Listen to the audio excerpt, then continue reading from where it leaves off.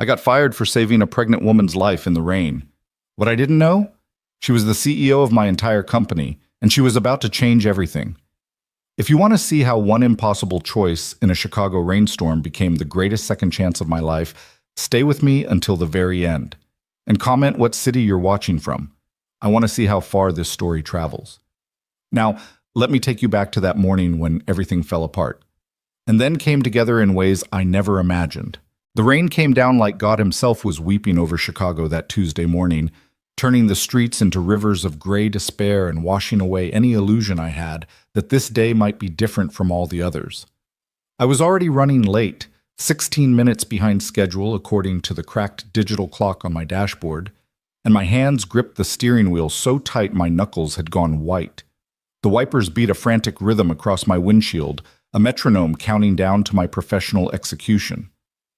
One more time, Cole. Frank's words echoed in my head like a death sentence. One more late clock in, and you're done.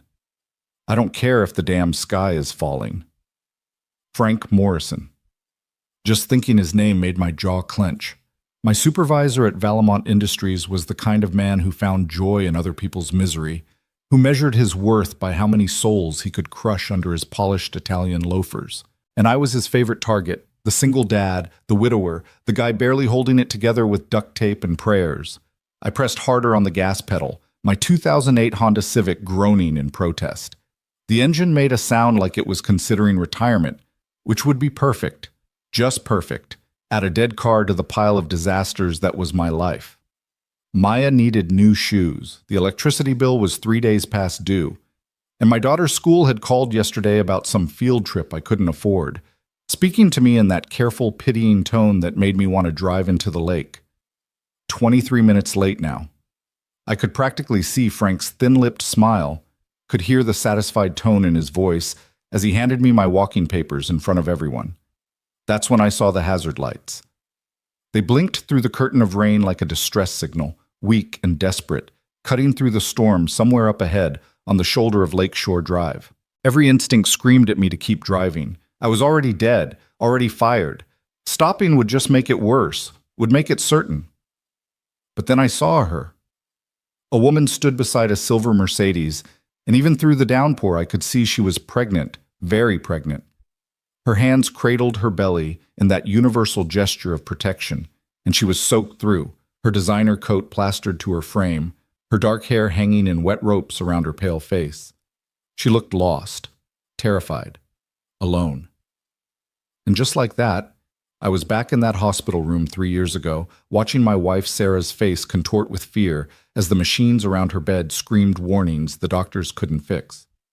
Watching her hand instinctively move to protect a belly that would never grow, protecting a future we'd never have because the cancer didn't care about our dreams. My foot hit the brake before my brain could catch up. "What are you doing?" I said out loud to my empty car, already pulling onto the shoulder behind her. "You're committing career suicide. Frank's going to crucify you." But I was already unbuckling my seatbelt, already reaching for the umbrella in my back seat, the good one, the one Maya had given me last Christmas with a card that read, "To Daddy, so you don't get wet going to work. Love, your sunshine."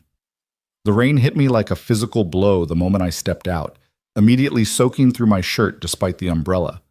The woman turned at the sound of my door, and I saw her face clearly for the first time. Mid-30s, maybe.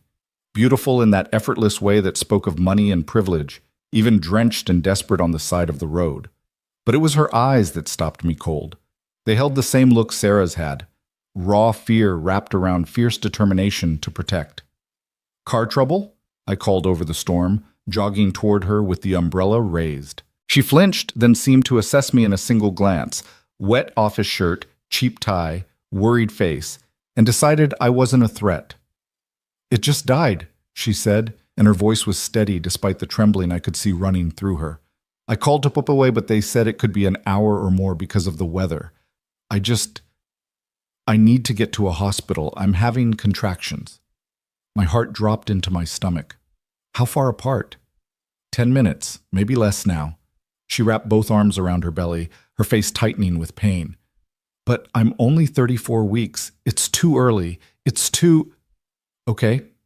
I moved the umbrella to cover her instead of me, immediately getting drenched for my trouble. My car's right here. Let me get you somewhere safe. She looked at my ancient Civic, then back at her Mercedes, warring with herself. Pride versus necessity. Desperation won. Are you sure? I don't want to. Ma'am, your baby doesn't care about inconvenience. I was already guiding her toward my car, one hand hovering near her elbow without actually touching, ready to catch her if she stumbled. Can you walk okay? I think so. Another contraction hit, and she gasped, doubling over slightly. I caught her arm, steadied her, felt how violently she was shaking, from cold or fear or both. Easy. We're almost there. Just a few more steps. I got her settled in the passenger seat, cranking the heat up high, even though it would make my old car smell like burning dust. She was shivering so hard her teeth chattered, and I felt a surge of fury at whoever should have been here with her, at whoever had left her alone. What hospital? I asked, already pulling back onto Lakeshore Drive. Northwestern Memorial. Do you know where? I know it. Of course I knew it. It's where Sarah died. Where I'd held her hand and watched her slip away while doctors murmured apologies they'd practiced in medical school. I pushed the thought away.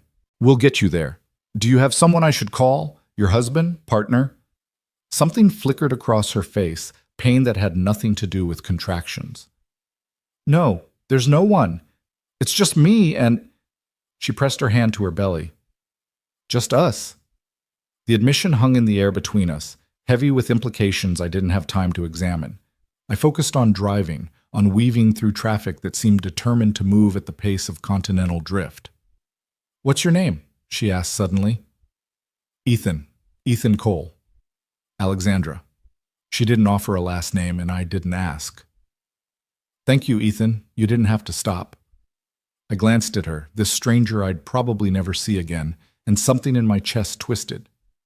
Yes, I did. We drove in silence for a few minutes, the only sounds the rain hammering on the roof and her breathing, which had turned sharp and shallow. I could see her in my peripheral vision, see the way she kept checking her phone, her face growing more pinched with each glance. Another contraction? I asked. 8 minutes this time. Her voice was tight. They're speeding up. I pressed harder on the gas. 31 minutes late now. Frank would be in rare form. I'd probably have security escort me out. The thought should have terrified me, but all I could think about was the woman next to me, fighting to keep her baby safe for just a little longer. Tell me something, Alexandra said suddenly. Distract me. What do you do for work? I almost laughed. I work at Valamont Industries. Or I did until about half an hour ago when I decided stopping to help you was more important than keeping my job. Her head whipped toward me. What? I was already late. My supervisor's been looking for a reason to fire me for months. This'll do it. I tried to keep my voice light, but I could hear the edge of panic underneath. But it's fine. It's worth it. Your baby's worth it. Ethan. She looked stricken. I can't let you lose your job because of me. When we get to the hospital, I'll call your work. I'll explain... Explain what? That I was 45 minutes late because I stopped to help someone? They don't care about reasons. They care about numbers on a timesheet. I shook my head. Besides, it's done. And I meant what I said. You and your baby matter more than any job. She was quiet for a long moment, studying me with an intensity that made me uncomfortable. You're a good man, Ethan Cole. I'm an unemployed man who's going to have to explain to his 8-year-old daughter why we can't afford her field trip to the Science Museum. The bitterness leaked out before I could stop it. Sorry, that's not your problem. You have a daughter? Maya, she's the best thing in my life. I felt the familiar ache in my chest, the one that came whenever I thought about all the things I couldn't give her. Her mom died 3 years ago. Cancer. It's been just the two of us since then. I'm so sorry. Alexandra's hand reached out, hesitated, then settled lightly on my arm. The touch was brief but warm. That must be incredibly hard. We manage. I pulled into the hospital's emergency entrance, my heart clenching at the familiar sight. Okay, we're here. Let me help you inside. I was around to her side of the car before she could protest, offering my arm for support. She took it, moving slowly, and I felt another contraction hit by the way her grip tightened painfully on my forearm. Breathe, I murmured, the same thing I used to say to Sarah during her treatments. In through your nose, out through your mouth. You're doing great. We made it through the automatic doors, and immediately the sharp smell of antiseptic and floor cleaner hit me like a punch to the gut. A nurse looked up from the desk, took one look at Alexandra, and was already moving. How far along? The nurse asked, already bringing a wheelchair. 34 weeks, Alexandra managed. Contractions about 7 minutes apart. Let's get you checked in. Sir, are you the father? No, I gave her a ride. I found her on the side of the road. The nurse's expression shifted to something warmer. Well, you're her angel today. Let me get her registered and… Wait! Alexandra grabbed my hand, her grip surprisingly strong. Ethan, give me your number, please. I need to be able to thank you properly, to help with your job situation. You don't need to… please. Her eyes were urgent, almost desperate. I need to know I didn't ruin your life today. Something in her tone made me pull out my phone with my free hand, rattling off my number while she entered it into her own phone with shaking fingers. Then the nurse was wheeling her away, and Alexandra looked back over her shoulder. Thank you, she called. Thank you for stopping. I raised a hand in acknowledgement, then watched her disappear through a set of double doors, feeling strangely bereft. The same way I'd felt every time I'd left Sarah at the hospital, knowing I was walking back out into a world that kept spinning while hers was standing still. I checked my phone. 9:17 a.m., an hour and 17 minutes late. The drive to Valamont Industries felt like a funeral procession. My clothes were still damp, my hair was plastered to my head, and I could feel resignation settling over me like a wet blanket. This was it, the end of the last stable thing in my life. The office building loomed ahead, all glass and steel and corporate indifference. I parked in my usual spot, for the last time, probably, and made my way through the lobby with leaden feet. The security guard, Marcus, gave me a sympathetic look. Frank's been asking about you every 5 minutes, Marcus said quietly. He looks like a cat that caught a canary. Yeah, I bet he does. The elevator ride up to the 5th floor felt like ascending to the gallows. I caught my reflection in the polished doors. I looked exactly like a man who'd just watched his life implode. Wet, exhausted, defeated. The floor was buzzing with activity when I stepped off the elevator, but it seemed to pause the moment I appeared. Conversations died mid-sentence, heads turned, everyone knew what was coming, and there he was, Frank Morrison, standing by my cubicle like a vulture waiting for something to die. His arms crossed over his chest and a smile on his thin face that made my skin crawl. Well, well, well. Frank's voice carried across the entire floor, intentionally loud. Look who decided to grace us with his presence. Tell me, Cole, what time is it? I kept walking toward him, refusing to look away. I know I'm late, Frank. I had an emergency. An emergency. He said it like the word was poisonous. Let me guess. Your kid was sick again? Your car broke down? You were abducted by aliens? A few nervous laughs rippled through the office. I'm done with your excuses. I told you exactly what would happen if you were late one more time. A woman needed help. I tried to keep my voice level, professional. She was pregnant and stranded in the storm. She was having contractions. I got her to the hospital. How noble! Frank's smile widened. How absolutely heroic. Tell me, Cole, do you think heroism pays your bills? Do you think your daughter eats because you played Good Samaritan instead of showing up to work on time? The mention of Maya made my hands curl into fists. Don't talk about my daughter. Why not? You're the one who keeps using her as an excuse for your incompetence. He pulled a folder from under his arm, my personnel file. 16 times late in the last 6 months. 16. Do you know what that does to department productivity? What kind of example that sets? Most of those were 5 minutes or less. I don't care if it was 5 seconds. Late is late. Rules are rules.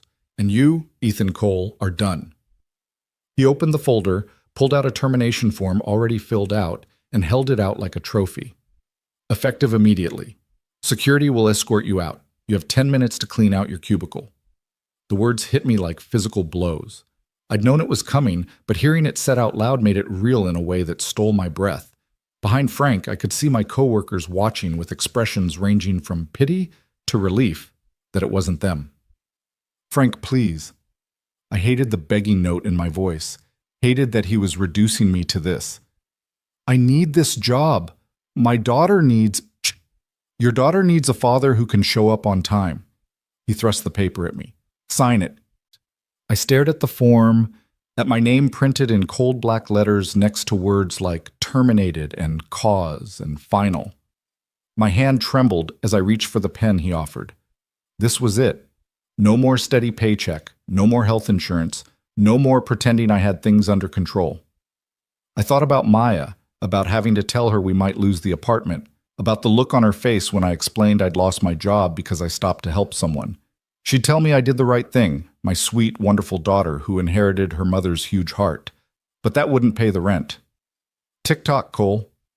Frank tapped his watch. Some of us have actual work to do. I signed. My signature looked like it belonged to someone else, someone whose hand wasn't shaking with suppressed rage and fear. Frank snatched the paper away, his smile now so wide it looked painful. Pleasure doing business with you. Security!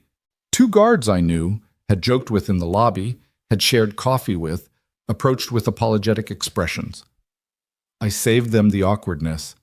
I know the way out. I went to my cubicle on autopilot. There wasn't much to pack. I'd never been allowed to personalize my space the way others did. A few personal items in the desk drawer, a photo of Maya at her last birthday, grinning gap-toothed at the camera while holding a homemade cake we'd baked together. A drawing she'd made of the 2 of us holding hands under a rainbow. "This is us being happy again, Daddy," she'd said when she gave it to me, "because Mommy wants us to be happy." I carefully placed both items in the small box they'd provided, feeling the weight of dozens of eyes on me. The security guards waited at a respectful distance while I gathered my things, while I became a cautionary tale for everyone else in the office. The walk to the elevator was the longest of my life. No one spoke to me. No one met my eyes. I was already a ghost, erased from the company roster before I'd even left the building. In the lobby, Marcus stopped me at the door. "I'm sorry, man," he said quietly. "For what it's worth, Frank's an asshole. Everyone knows it. Doesn't change anything." I shifted the box in my arms.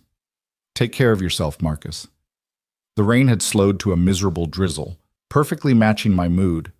I sat in my car for a long time, staring at the box in the passenger seat, at the photo of Maya visible on top. She was smiling up at me, full of trust and love, and the absolute certainty that her dad could fix anything. I was going to have to tell her I couldn't fix this. My phone buzzed. A text from my neighbor, Mrs. Chen, who watched Maya after school. "Maya wants to know if you can pick up pizza for dinner. She says it's been too long since Pizza Thursday." Pizza Thursday. A tradition Sarah had started back when we could afford weekly treats without calculating the cost down to the dollar. I'd been canceling more and more lately, making excuses about diet or being too tired because the truth that we couldn't afford an extra $30 was too depressing to admit. I typed back, "We'll try. Running late from work." The lie tasted bitter even through text message. I drove home in a daze, my mind spinning through increasingly desperate scenarios. How long could I make my savings last? Could I pick up freelance work? Should I sell the car? Move to a cheaper apartment in a worse neighborhood with worse schools? By the time I pulled up to our building, an aging 3-story walk-up in a neighborhood that was up and coming, the same way a struggling plant was showing potential, it was nearly 11. The rain had stopped, leaving everything gray and dripping and exhausted. Mrs. Chen opened her door before I could knock, her lined face creased with concern. "Ethan, you look terrible. What happened?" "Long day." I couldn't bring myself to say it out loud yet. "Is Maya ready?" "She's doing homework at my table, but Ethan..." She caught my arm, her grip surprisingly strong for a 70-year-old woman. "You know I don't like to pry, but if you need help, if you need someone to watch Maya for free for a while..." The kindness nearly broke me. "Thank you, Mrs. Chen. That means everything, but we'll be okay." Another lie. I was collecting them today like other people collected parking tickets. Maya looked up when I entered Mrs. Chen's apartment, and her face lit up the way it always did when she saw me. Like I was the best thing in her world. It made my chest hurt. "Daddy!" She bounced up from the table, nearly knocking over her math worksheet. "You're home early. Does this mean we can do Pizza Thursday?" She was still in her school uniform, navy jumper over a white shirt, both inherited from a friend's older daughter. Her dark hair was pulled into slightly lopsided pigtails I'd done that morning, and she had a smudge of pencil lead on her cheek from erasing too enthusiastically. She looked exactly like Sarah. Same dark eyes, same dimples, same irrepressible spirit. "Hey, sunshine." I picked her up, even though at 8 she was really getting too big for it, and hugged her tight. She smelled like Mrs. Chen's apartment, green tea and old books and safety. "Let's get home first, okay? We need to talk." Her smile faltered. "Talk about what?" "Later, after you finish your homework." She studied my face with an intensity that reminded me she was far too perceptive for her age. 3 years of watching her mother die had made her grow up faster than any kid should have to. "Okay," she said finally, then turned to Mrs. Chen. "Thank you for the snack. Anytime, Bao Bei." Mrs. Chen smiled, but her eyes on me were worried. Our apartment was on the 3rd floor, and Maya chattered the whole way up the stairs, telling me about her day, about the spelling test she'd aced, about her friend Jessica's new puppy, about the substitute teacher who let them have extra recess. I made the appropriate sounds of interest while my mind spun through the conversation I'd have to have with her soon. Inside, our apartment was exactly as we'd left it that morning. Small, clean, shabby home. 2 bedrooms, 1 bathroom, a kitchen-living room combo with mismatched furniture from thrift stores and hand-me-downs. Maya had decorated her room with her own artwork and fairy lights we'd gotten on clearance. My room was sparse. A bed, a dresser, a photo of Sarah on the nightstand. "Homework first," I said, even though I wanted nothing more than to collapse. "Then we'll talk." She settled at our small kitchen table while I pretended to sort through mail, watching her bent head and furrowed brow as she worked through math problems. She was smart. So smart. Her teacher said she was reading at a 6th grade level, that she had a gift for science, that she could go far with the right support. Support I couldn't afford anymore. "Done!" She looked up triumphantly. "Can we talk now?" I sat down across from her, trying to figure out how to explain unemployment to an 8-year-old. "So, you know how Daddy goes to work every day at the office?" Her face fell. She knew. Somehow she already knew. "You lost your job." "How did you—" "You're using your serious voice, and you look like you did when Mommy got really sick." Her eyes were too old, too knowing. "It's okay, Daddy. We'll figure it out. We always do." That simple faith nearly destroyed me. "Maya, I need you to understand that things are going to be tight for a while, tighter than they have been. We might need to make some changes. I don't need new shoes yet." She said it quickly, earnestly. "And I don't really want to go on the field trip anyway. And we can have pasta instead of pizza, that's fine." "Stop." I reached across and took her small hands in mine. "You shouldn't have to worry about any of this. You're 8 years old. You should be worried about spelling tests and puppy dogs, not whether we can afford dinner." "But I want to help." Her chin jutted out stubbornly, pure Sarah in that moment. "Mommy always said we're a team." "We are a team." I squeezed her hands gently. "The best team. And I promise you, I'm going to find another job, a better job. We're going to be okay." She nodded, wanting to believe me, and I hated that I wasn't sure I believed myself. That night, after I'd tucked Maya into bed and read her 2 chapters of her current favorite book, after I'd kissed her forehead and promised tomorrow would be better, I sat alone in my dark kitchen and stared at my phone. The job search sites were depressing. Everything either paid less than Valamont or required qualifications I didn't have. And they all wanted someone who could start immediately, who didn't have the baggage of a termination on their record. I was scrolling through Indeed, trying not to let despair swallow me whole, when my phone rang. Unknown number, probably a spam call, but at this point I'd take any distraction. "Hello? Mr. Cole? Ethan Cole?" A woman's voice, professional but warm. "Yes?" "This is Jennifer Hartley from Valamont Industries Human Resources. I'm calling regarding your employment status." My stomach dropped. Were they calling to rub it in? To make sure I understood I was blacklisted? "Listen, I signed the termination papers. Whatever Frank Morrison wants me to Mr. Cole, I'm not calling about your termination. I'm calling to inform you that there's been a situation. Can you come to the main office tomorrow morning at 9? A situation? I really can't discuss it over the phone. But please, Mr. Cole, it's important. Can you be there? I thought about my empty day tomorrow, my empty calendar, my empty bank account. I'll be there. Excellent. Ask for me at reception. And Mr. Cole, bring your employee badge if you still have it. She hung up before I could ask what was happening, leaving me staring at my phone in confusion. I barely slept that night, running through possibilities. Maybe they realized they'd fired me wrongfully. Maybe Frank had screwed up the paperwork.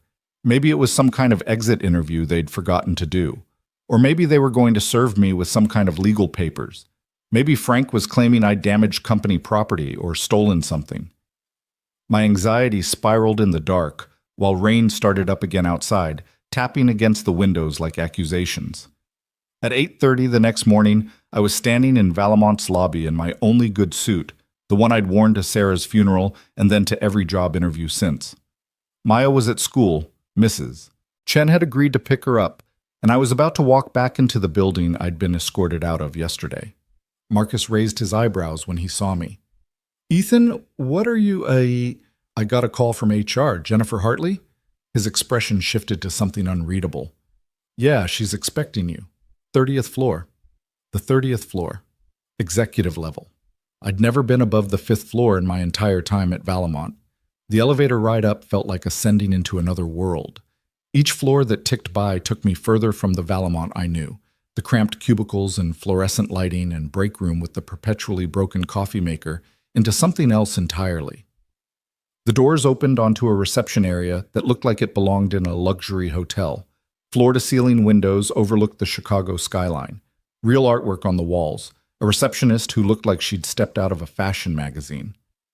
Ethan Cole for Jennifer Hartley, I managed. The receptionist smiled, genuinely smiled, not the fake customer service smile I was used to.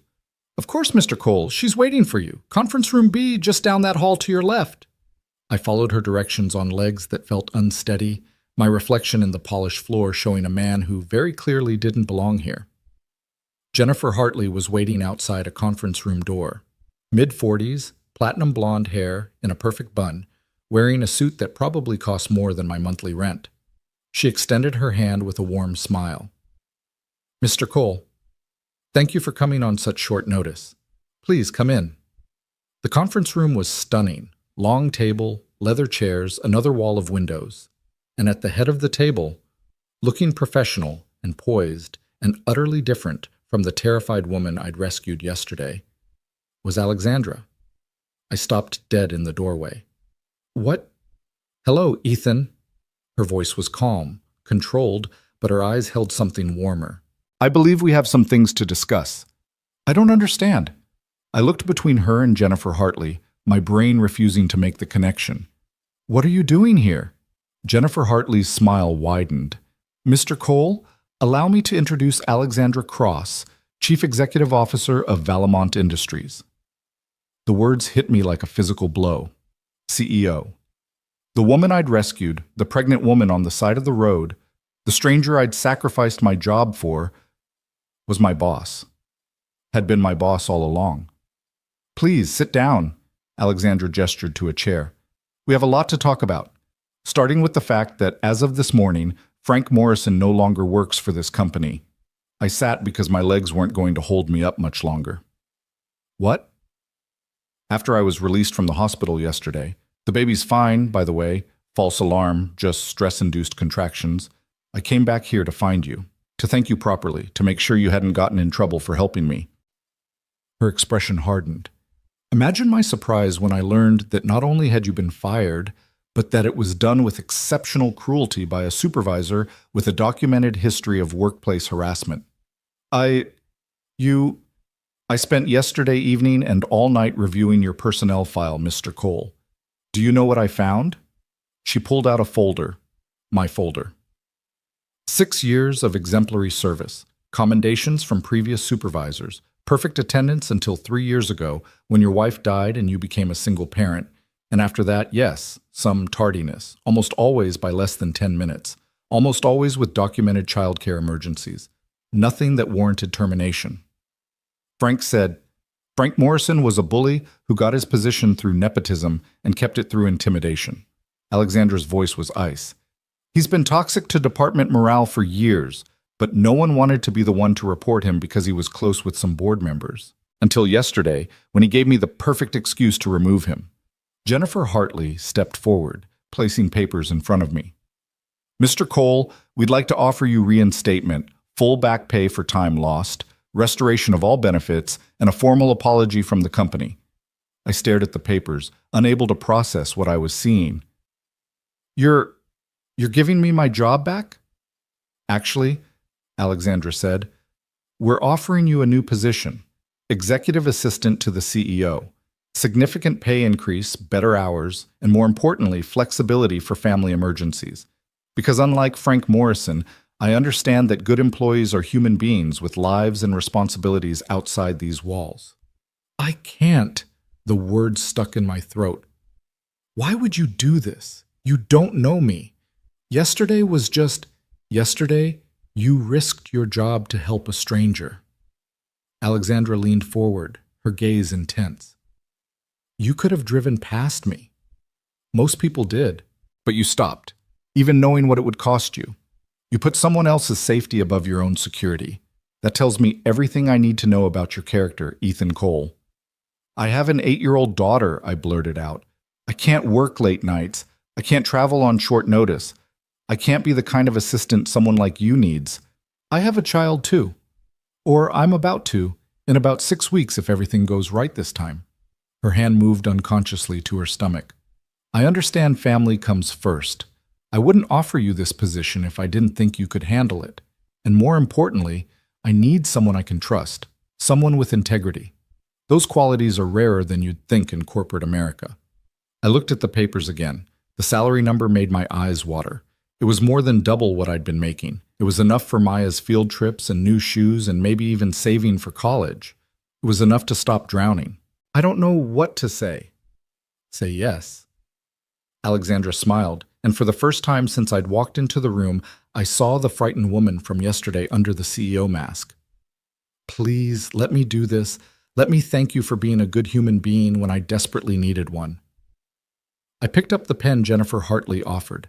My hand was shaking, but this time it wasn't from fear. Yes, I said. Yes, I'll take the position. Alexandra's smile widened into something genuine and warm. Welcome to the executive team, Ethan. I think this is the beginning of something good. I signed the papers, and just like that, everything changed. Again. Except this time, it was changing for the better. This time, I wasn't signing my life away. I was signing up for a second chance I never thought I'd get. And as I shook Alexandra Cross's hand, as I felt the firm confidence of her grip, I couldn't shake the feeling that stopping to help her yesterday had been the most important decision I'd ever make. I just had no idea how right I was. The first Monday morning of my new life started at 7:45 a.m., which felt almost decadent after years of panicked pre-dawn departures. Maya had stared at me over her cereal like I'd grown a second head when I calmly made her lunch instead of shoving a few dollars at her for the cafeteria. "Are you sick, Daddy?" she'd asked, genuine concern in her voice. "No, sunshine. Just trying out this new thing called not being stressed." I'd kissed the top of her head, marveling at how different the world looked when you weren't drowning in it. "Mrs. Chen's still picking you up after school, okay? But I should be home by 6. 6 o'clock. Not 7:30 or 8 or whenever Frank finally decided to stop piling work on my desk. The concept felt almost foreign. Now I stood in the elevator ascending to the 30th floor, watching the numbers climb and trying to ignore the way my stomach churned with nerves.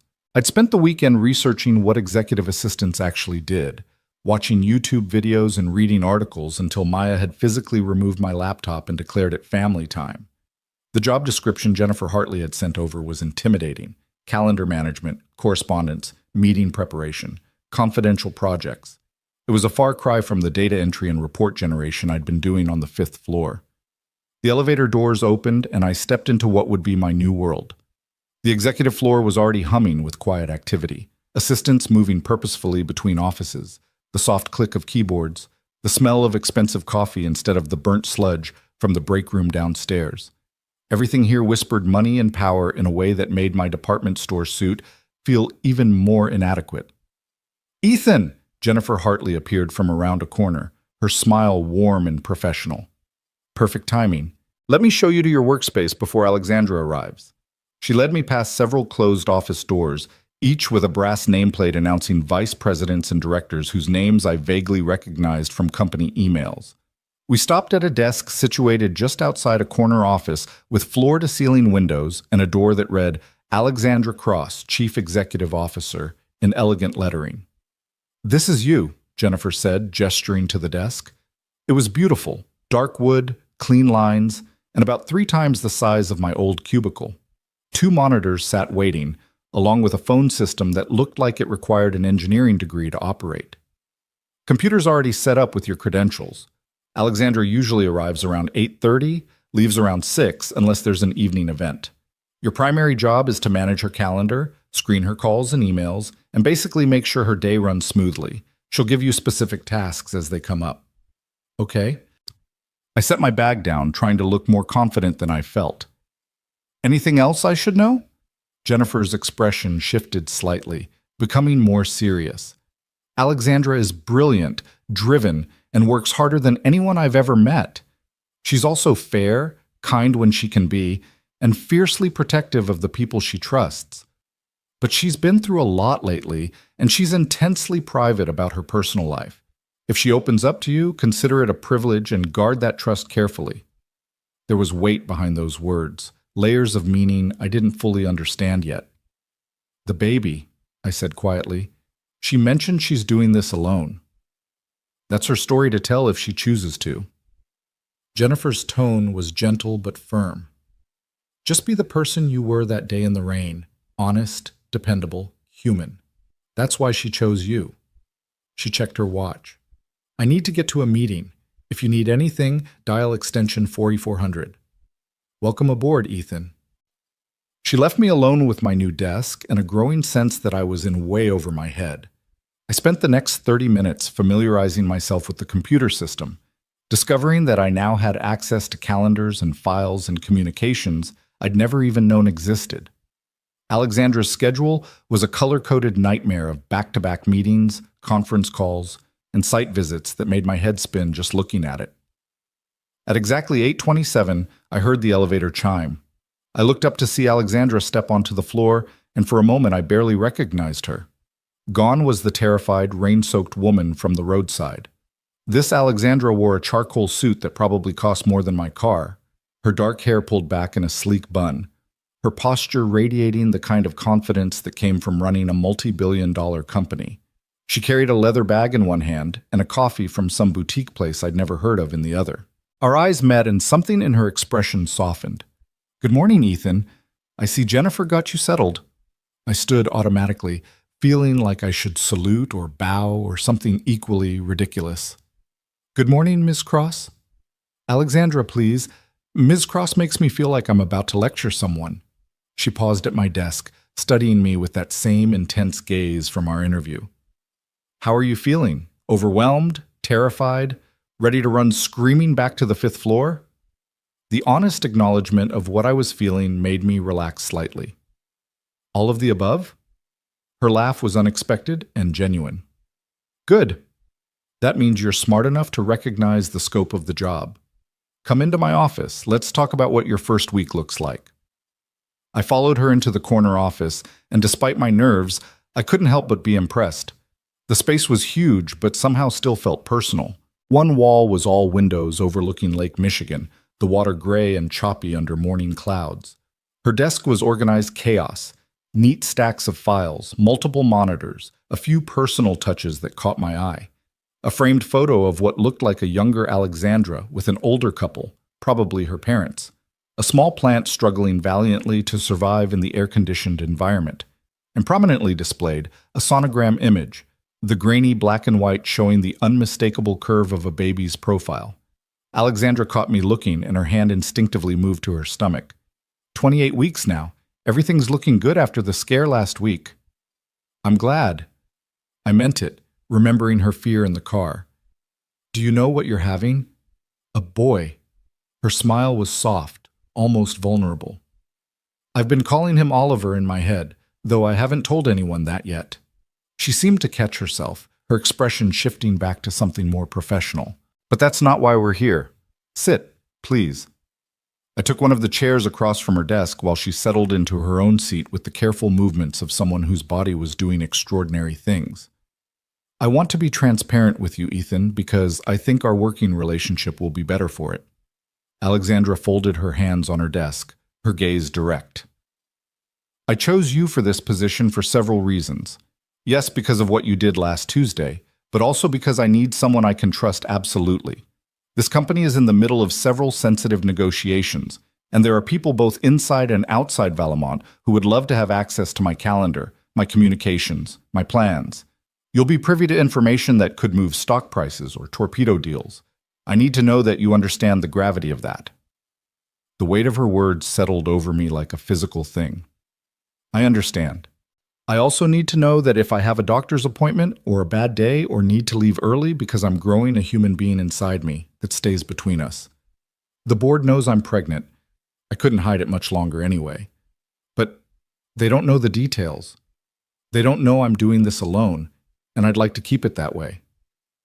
Your private life is private, I said. I would never. I know you wouldn't. That's why you're here. She pulled out a leather-bound planner, flipping it open to a page covered in neat handwriting. Now, let's talk about how this is actually going to work. Your primary job is to be the gatekeeper between me and the rest of the world. That means you'll field calls, manage meeting requests, prioritize emails, and generally decide what actually needs my attention versus what can be handled by someone else. You'll also coordinate with the other C-suite assistants, prepare briefing materials for meetings, and occasionally handle special projects I'll assign directly. She walked me through the daily routine, arriving before her to review the day's schedule, having morning coffee ready with a brief rundown of priorities, managing lunch either in the executive dining room or brought to her office during working lunches, and end-of-day debriefs to plan for tomorrow. It was simultaneously more structured and more fluid than anything I'd done before. Questions so far? Alexandra asked. About 1 million, but I settled on the most immediate one. The phone system. I'm going to need a tutorial on that thing. Her laugh was warm. Jennifer said you were refreshingly honest. Don't worry, it's intimidating, but you'll get the hang of it.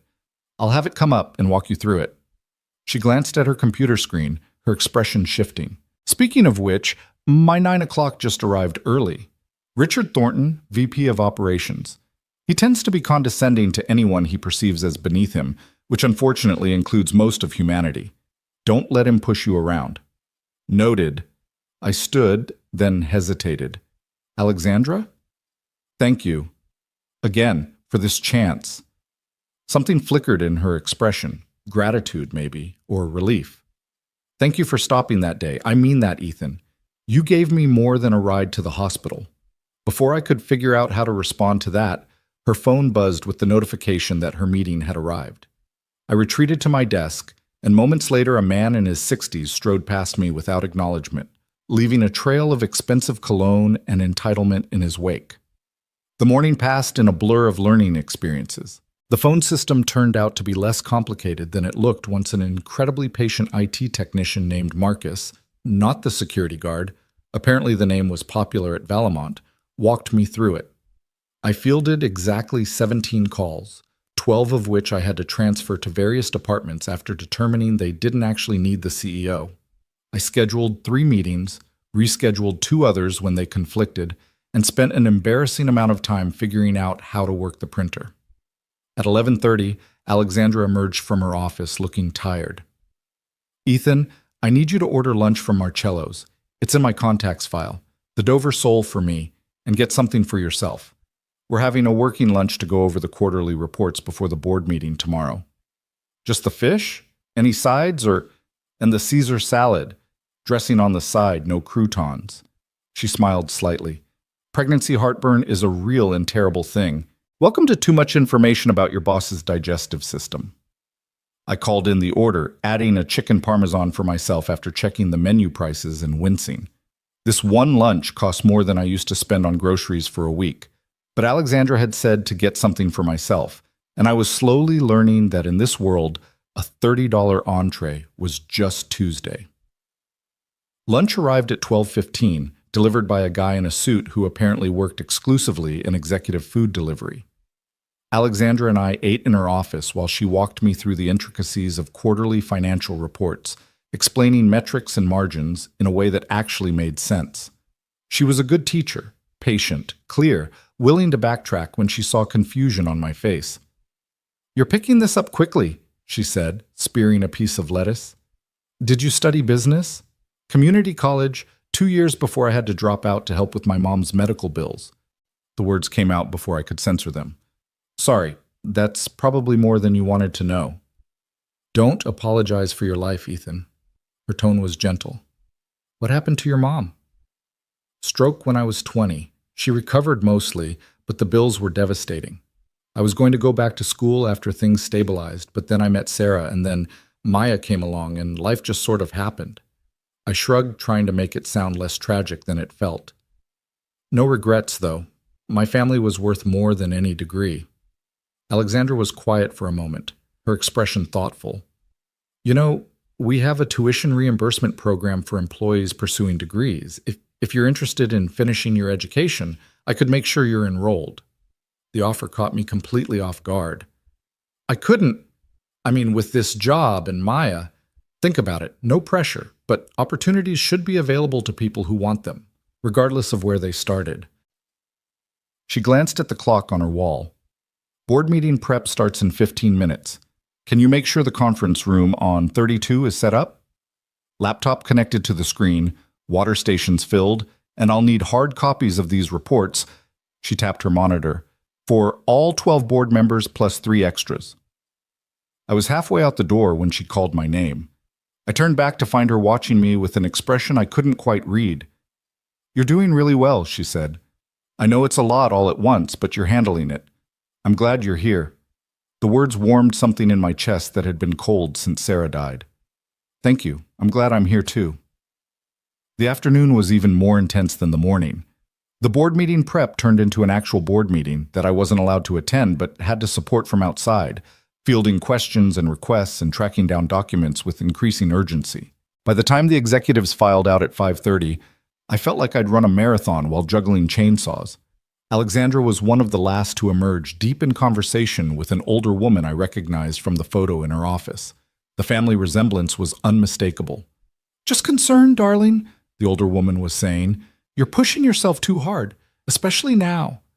"Mother, I'm fine. We've discussed this."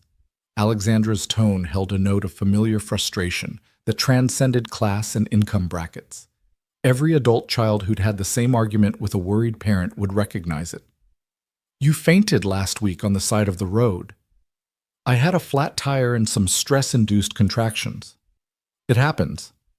Alexandra caught sight of me and something like relief crossed her face. "Mother, this is Ethan Cole, my new executive assistant. Ethan, this is Margaret Cross, board member and professional worrier." Margaret turned to me with sharp, assessing eyes that missed nothing. "The young man who rescued you," Alexandra told me. She extended her hand, her grip surprisingly firm. "Thank you for helping my daughter when she needed it."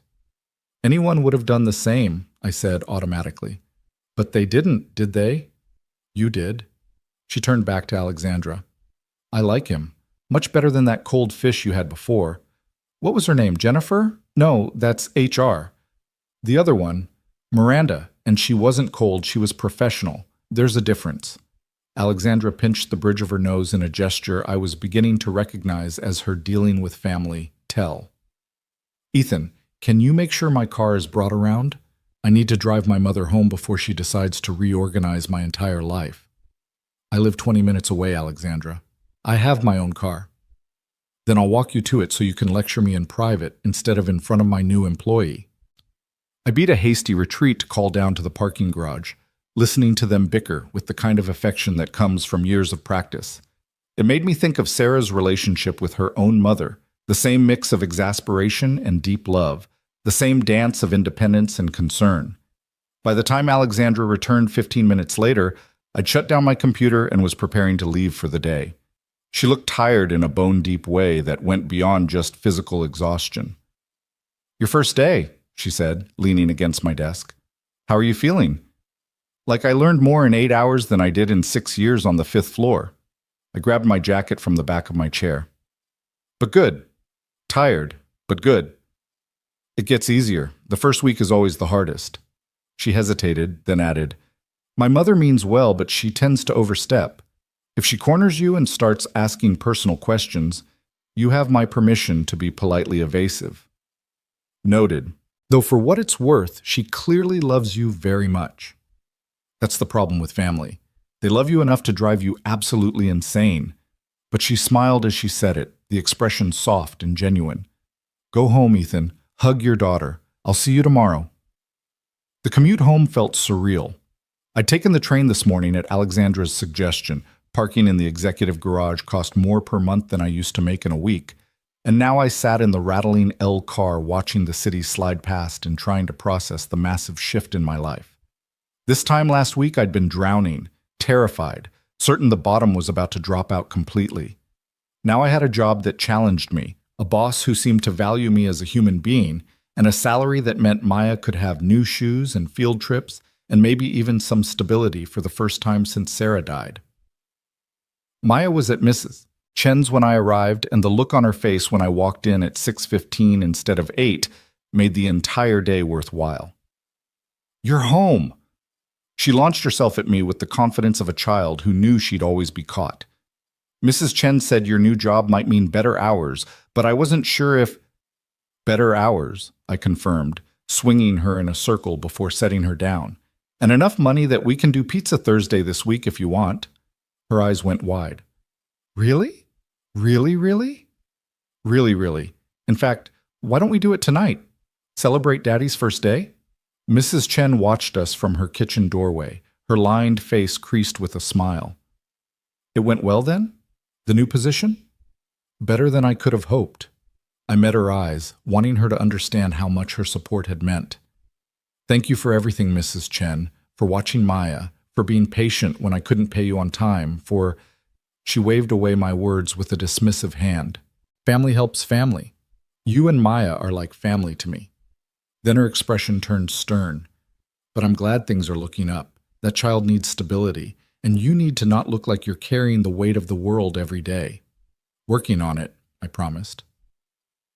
That night, sitting in our favorite pizza place, a local joint that was nothing fancy but made Maya's favorite mushroom and olive combination, I watched my daughter chatter excitedly about her day and felt something I hadn't felt in years. Hope. The rest of the week passed in a whirlwind of learning and adjustment. I gradually got better at anticipating Alexandra's needs, at understanding which calls were urgent and which could wait, at navigating the complex political landscape of corporate management where everyone smiled to your face while calculating how to use you for their own advantage. Richard Thornton, the VP Alexandra had warned me about, proved to be exactly as condescending as advertised. On Wednesday, he tried to bully me into giving him time on Alexandra's calendar by claiming it was urgent, only for her to later tell me he pulled that stunt weekly, and I should ignore him unless she explicitly said otherwise. Richard thinks everything he does is the most important thing in the world, she'd said dryly. It's a side effect of being the nephew of a board member. He's never had to work for anything, so he doesn't understand why anyone would dare prioritize something else over his demands. I also met the other C-suite assistants, a tight-knit group who'd apparently been taking bets on how long I'd last. Marcus from IT told me the over-under had been 3 days. Nothing personal, explained Diane, who assisted the CFO. It's just that most people can't handle Alexandra's intensity. She's brilliant, but she expects the same level of excellence from everyone around her. Her last assistant quit after 6 months because she said the stress was too much. Miranda, I said, remembering Margaret's comment. That's the one. Beautiful woman, extremely competent, but she couldn't handle the pace. Alexandra needs someone who can roll with the punches. Diane studied me with frank appraisal. You seem like you've had practice at that. Single parent to an 8-year-old, I said. Rolling with punches is basically my job description. Diane laughed. Yeah, you might actually make it then. By Friday afternoon, I was exhausted, but settling into a rhythm. Alexandra had back-to-back meetings all day, and I'd successfully managed to coordinate with 3 different departments, reschedule a conference call with Tokyo to account for time zone issues, and solve a minor crisis involving a missing presentation file that turned out to be labeled incorrectly in the shared drive. At 4:30, Alexandra emerged from her last meeting looking particularly worn down. She pressed a hand to her lower back, wincing slightly, and I was reminded forcefully that she was doing all this while 6 months pregnant. "Rough afternoon?" I asked. "The board wants to push up the timeline on the Singapore expansion, which is fine, except it means completely reworking our projections and resource allocation." She sighed, sinking into the chair across from my desk like her legs couldn't hold her anymore. "And I have a doctor's appointment at 5 that I cannot miss, but I also have 80 emails I need to respond to before the weekend." "Give me your phone." The words were out before I could second-guess them. She blinked. "What?" "Your phone. I can screen the emails, flag anything that's actually urgent, and draft responses to the routine stuff for you to review Monday. You go to your doctor's appointment. Growing a healthy baby is more important than emails." For a long moment, she just looked at me, something shifting in her expression. Then she handed over her phone. "The password is 0624. And Ethan? Thank you. That's exactly the kind of initiative I was hoping for." She left for her appointment, and I spent the next hour sorting through her inbox. Most of it was routine: meeting confirmations, information requests, interdepartmental memos. I drafted polite responses to the ones I could handle, flagged the urgent ones, and filed the rest for later review. I was nearly done when an email caught my eye. The sender was Dr. Patricia Morrison from Northwestern Memorial, and the subject line read, "Obstetrics Follow-Up." I almost skipped past it. Personal medical stuff was definitely not my business, but something made me glance at the preview text visible in the inbox. "Alexandra, I wanted to follow up on our conversation regarding additional support during your pregnancy. As we discussed, given your history," and the preview cut off there, but it was enough to make me frown. Given her history? What history? The false alarm last week had seemed scary, but ultimately fine. But this email suggested there was something more, something Alexandra hadn't mentioned. I marked it as important and moved on, telling myself it wasn't my business. But the worry lingered. Alexandra returned just after 6, looking more relaxed than when she'd left. "Everything okay?" I asked. "Perfect. Oliver's measuring right on track, heartbeat strong, all the usual good news." Her smile was genuine, the kind that lit up her whole face. "And you? Make any executive decisions in my absence?" "Nothing too dramatic. Flagged about 15 emails that actually need your attention, drafted responses to another 20. The rest can wait." I handed back her phone. "There's one from your doctor marked important, personal medical stuff, so I didn't read beyond the preview." She glanced at the screen and something flickered across her face too quickly for me to identify. "Right. I'll handle that." "Thanks, Ethan." She checked her watch. "It's after 6. You should go home. Enjoy your weekend." "You're staying late?" I tried to keep the disapproval out of my voice and failed. "Just another hour or so. I want to get ahead on the Singapore proposal." "Alexandra." I cut her off, surprising both of us with my directness. "I'm pretty new at this job, so correct me if I'm wrong. But isn't part of my job making sure you maintain some kind of work-life balance? Because working until 7 or 8 on a Friday night while pregnant seems like the opposite of that." She stared at me for a beat, and I had a moment of panic that I just overstepped catastrophically. Then she laughed, a real laugh that seemed to surprise her as much as it did me. "You're right. You're absolutely right." She grabbed her bag from her office. "Come on, if I'm leaving, you're leaving. I'm not going to be the boss who preaches balance while keeping my assistant here late." We rode down in the elevator together, the building already quiet as people filtered out to start their weekends. In the lobby, Marcus the security guard called out a good night, and Alexandra responded with a warmth that seemed to surprise him. Outside, the evening was clear and cool, the kind of early May weather Chicago specialized in, perfect enough to make you forget how brutal the winter had been. We stood on the sidewalk for a moment, neither quite ready to part ways. "Your daughter," Alexandra said suddenly. "Maya, right? What are you two doing this weekend?" "Probably the usual. Playground, library, maybe catch a movie if I can find a matinee discount." I shrugged. "Nothing exciting, but she's 8. Just spending time together is exciting enough for her." "She sounds wonderful." There was something wistful in Alexandra's voice. You're lucky to have her. I am, even on the days when she decides to test every boundary I've ever set, and I question all my parenting choices. I smiled, thinking of Maya's recent campaign to stay up past bedtime. But yeah, she's the best thing I ever did. Alexandra's hand moved to her stomach, that unconscious protective gesture I was learning to recognize. I hope I can be half as good a parent as you clearly are. The vulnerability in her voice caught me off guard. This was the woman who commanded boardrooms and made million-dollar decisions, but right now she just sounded like any other first-time parent terrified of screwing it up. You're already a good parent, I said firmly. You're already protecting him, making sure he's healthy, rearranging your whole life for him. That's what parenting is, making sacrifices and showing up and trying your best even when you're terrified. You're already doing all of that. She looked at me with something that might have been gratitude or relief or hope. Thank you, Ethan. I needed to hear that today. We said goodnight and went our separate ways. Her to a car service that pulled up the moment she stepped to the curb, me to the L station for the rattling ride home. But her words stayed with me, and I found myself thinking about her more than was probably appropriate for an employee thinking about his boss. Not in a romantic way. She was my boss, pregnant, and so far out of my league we weren't even playing the same sport. But there was something about her that called to the part of me that couldn't help trying to fix things. She was alone in this pregnancy, clearly worried about more than she was saying and working herself to exhaustion trying to be everything to everyone.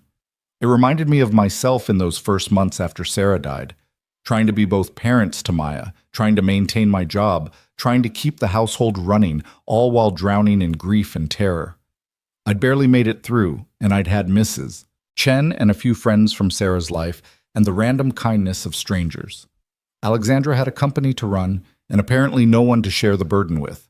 The thought bothered me all weekend, even as I threw myself into being present for Maya. We did the playground on Saturday, where she made friends with another girl and they spent 2 hours building an elaborate castle in the sandbox. We hit the library on Sunday, where she loaded up on books about space and dinosaurs, and one about a girl whose mom had died that I wasn't sure I was emotionally ready for her to read. This one looks sad, I'd said carefully when she added it to her stack. Mrs. Chen said reading about people like us helps us feel less alone. Maya looked up at me with eyes far too wise for 8 years old. Is it okay if I read it, or will it make you too sad? And there it was, my daughter trying to protect me even as she navigated her own grief. You can read whatever you want, Sunshine. I'm okay, I promise. That night, after she was asleep, I sat in my small living room with a beer I couldn't quite afford and thought about Alexandra's question. What was I doing this weekend? The answer was everything and nothing, filling hours with small moments that added up to a life. It wasn't fancy or exciting, but it was ours. What did Alexandra do with her weekends? Did she work, read, prepare for Oliver's arrival? Did she have friends, family beyond her mother, anyone to talk to about the fears that came with first-time parenthood? Monday morning arrived with gray skies threatening rain, and I found myself at my desk 15 minutes early, coffee ready, Alexandra's schedule reviewed and color-coded. I'd spent Sunday evening researching the Singapore expansion, so I'd be better prepared to support whatever she needed this week. Alexandra arrived at 8:30 exactly, and I had her coffee waiting, decaf with just a splash of milk, the way she'd been taking it all week to avoid caffeine. She accepted it with a grateful smile that made the effort worthwhile. Good weekend? She asked. Great weekend. Maya and I hit the library, and she checked out approximately 7,000 books about dinosaurs and space. How was yours? Something flickered across her face. Fine. Caught up on work, mostly, which meant she'd spent the entire weekend in her home office, probably. The thought made me frown, but before I could say anything, her phone buzzed with a calendar reminder. Staff meeting in 30 minutes, I said. Conference room is already set up, and I printed the agenda items you sent over last night. You're a lifesaver. She headed toward her office, then paused in the doorway. Ethan? I'm glad you're here. This first week has been immeasurably easier with you managing things. The words warmed me all the way through my second cup of terrible break room coffee and 3 hours of back-to-back phone calls and email management. I was learning the rhythm of this job, the ebb and flow of executive life. The careful dance of priorities and politics. It was almost lunchtime when Alexandra emerged from a meeting looking pale and unsteady. She gripped the edge of my desk, breathing carefully through her nose, and I was on my feet immediately. "What's wrong? Should I call your doctor?" "No, just—" She pressed a hand to her stomach. "Just Braxton Hicks contractions. They're normal, just uncomfortable. I need to sit down for a minute." I guided her to the chair by my desk, my hand hovering near her elbow, ready to catch her if she stumbled. "Water? Do you need water?" "Please." I grabbed a bottle from the mini fridge I'd discovered in the break room and handed it over, watching as she sipped slowly. The color was gradually returning to her face, but she still looked shaken. "How often is this happening?" I asked. "A few times a day. It's fine, Ethan. Really, Dr. Morrison said it's completely normal at this stage." "The same Dr. Morrison who sent you that email about additional support?" The words were out before I could think better of them. Alexandra's head snapped up, her eyes meeting mine with something that might have been fear. "You read my email?" "No, I saw the subject line and the preview text when I was sorting your inbox Friday. I didn't read it, I swear, but—" I stopped, took a breath, tried to find the right words. "Look, it's none of my business what your medical situation is, but if there's something I should know to help you better, to make sure you're not overdoing it." She was quiet for a long moment, studying me with that intense gaze that seemed to see straight through all my defenses. Finally, she sighed. "This isn't my first pregnancy," she said quietly. "I had a miscarriage last year, late second trimester, and before that, 2 earlier losses. Doctor Morrison is concerned about my stress levels and wants me to consider reducing my workload or taking early leave." The words hit me like a physical blow. 4 pregnancies, 3 losses. The fear I'd seen in her eyes that day in the rain suddenly made devastating sense. "I'm so sorry," I said, inadequate words for such profound loss. "I didn't tell you to make you feel sorry for me." Her voice was firm, despite the emotion underneath. "I told you because you're right. If you're going to help me manage my schedule, you should know why I sometimes need flexibility, why I might need to leave early for appointments, or why I'm paranoid about every twinge and pain." "Does your mother know? The board?" "My mother knows. The board knows I'm pregnant, but not about the previous losses. As far as they're concerned, this is my first pregnancy and everything is perfectly routine." She met my eyes. "And I'd like to keep it that way. Can I trust you with this?" "Of course. Always." I didn't even have to think about the answer. "What do you need from me?" "Just this. Being understanding when I need to slow down. Helping me protect time for appointments and rest without making it obvious that I'm worried. And maybe," she hesitated, "maybe occasionally reminding me that working 16-hour days isn't actually good for Oliver, even when I'm convinced I need to." "I can do that." I pulled out my phone, already making notes. "Starting with moving your 2 o'clock meeting so you can actually have lunch instead of working through it again. You've eaten at your desk every day this week." "Ethan." "Nope. Part of my job, remember? Making sure you maintain work-life balance, which includes eating actual meals." I was already typing up an email to reschedule. "And I'm blocking an hour every afternoon on your calendar for administrative work, which is code for you getting to actually breathe without someone demanding your attention." "You're managing me," she said, but there was amusement in her voice. "I'm assisting you. That's literally my job title." I hit send on the email, feeling oddly satisfied. "Now, what do you actually want for lunch? And don't say a salad from your desk." She laughed, the sound genuine and warm, and for a moment the professional distance between us dissolved into something that felt almost like friendship. "Surprise me," she said. "Something with actual nutritional value that I'll actually want to eat. Think you can handle that, Executive Assistant Cole?" "Watch me, boss." And just like that, our relationship shifted into something new. Still professional, still bounded by the reality of our positions, but underlaid with a trust and understanding that went deeper than typical employee-employer dynamics. I didn't know it yet, but that moment, her trusting me with her fears, me stepping up to protect her, would become the foundation of something neither of us expected, something that would change both our lives in ways we couldn't yet imagine. The weeks that followed settled into a rhythm that felt both natural and revolutionary. Ethan found himself becoming not just Alexandra's assistant, but her advocate, her buffer against a corporate world that demanded everything and gave little in return. He learned to read her moods in the set of her shoulders, to know when she needed him to be assertive on her behalf and when she needed space to handle things herself. It was a Tuesday in late May when everything shifted again.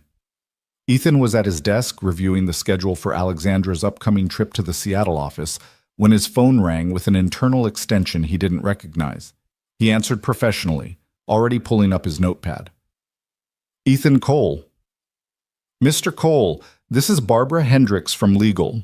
The woman's voice was crisp, businesslike. I need to speak with Ms. Cross immediately. It's regarding the Henderson acquisition. Ethan glanced at his screen. Alexandra was in a video conference with the Tokyo office, something that had been scheduled for weeks and couldn't be interrupted. Ms. Cross is in a meeting until 11:30.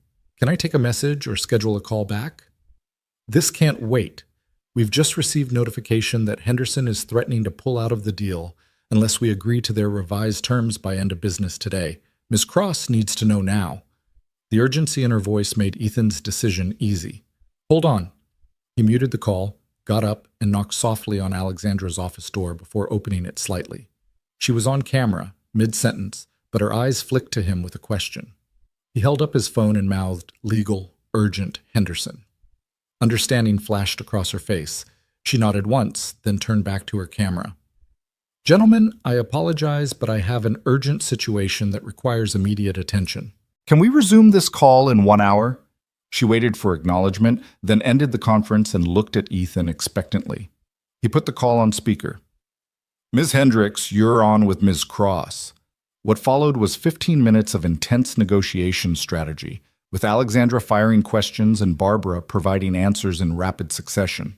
Ethan took notes without being asked, already anticipating that Alexandra would need a written summary of this conversation. When the call ended, Alexandra sat back in her chair and pressed both hands to her temples. "The Henderson deal is worth $40 million, she said quietly. "If it falls through because they're getting cold feet, that's going to make the board very unhappy, especially Richard's uncle, who pushed hard for this acquisition. What do you need from me?" She looked up, and he saw the exhaustion there, the weight of responsibility that never seemed to lift. "Call Barbara back and tell her I'll review the revised terms within the hour. Then block out my afternoon, cancel anything that isn't absolutely critical. I need to run numbers and consult with the finance team before I can make a decision on this." "Consider it done." Ethan paused at the door. "Have you eaten anything today?" "Ethan, that's what I thought. I'm ordering lunch. You're going to eat it while you work, and I don't want to hear any arguments about not having time." He softened his tone. "You can't make good decisions if your blood sugar is in the basement, and Oliver needs actual nutrition, not just stress hormones." Her expression shifted from exasperation to something warmer. "You're getting very comfortable bossing around the CEO." "Someone has to. You're terrible at taking care of yourself." He grinned to take the sting out of the words.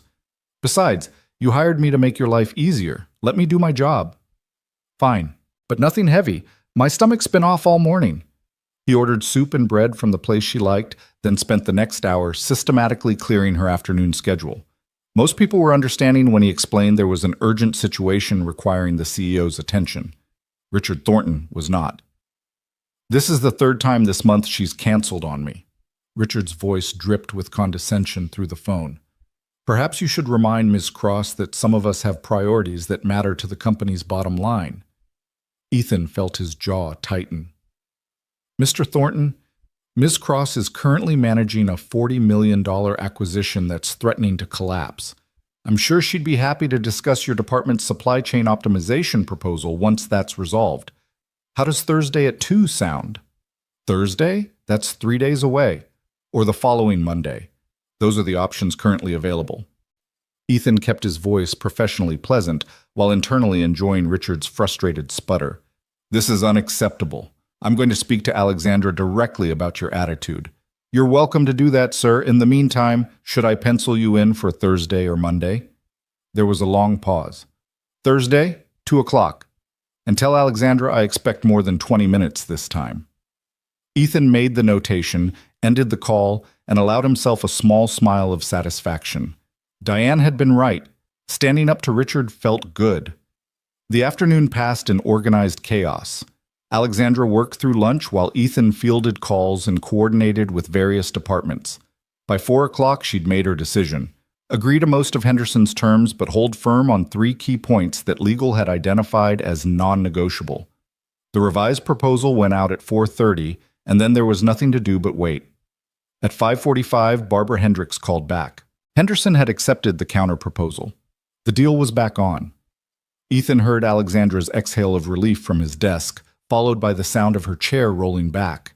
She appeared in her doorway looking rumpled and exhausted but triumphant.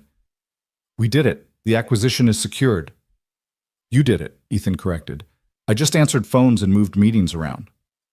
"You protected my time so I could focus on what mattered. That's not just answering phones, Ethan. That's exactly what I needed." She glanced at her watch and winced. "It's almost 6. You should have left an hour ago. Maya's probably wondering where you are." "She knows I have a demanding boss." He shut down his computer, gathering his things.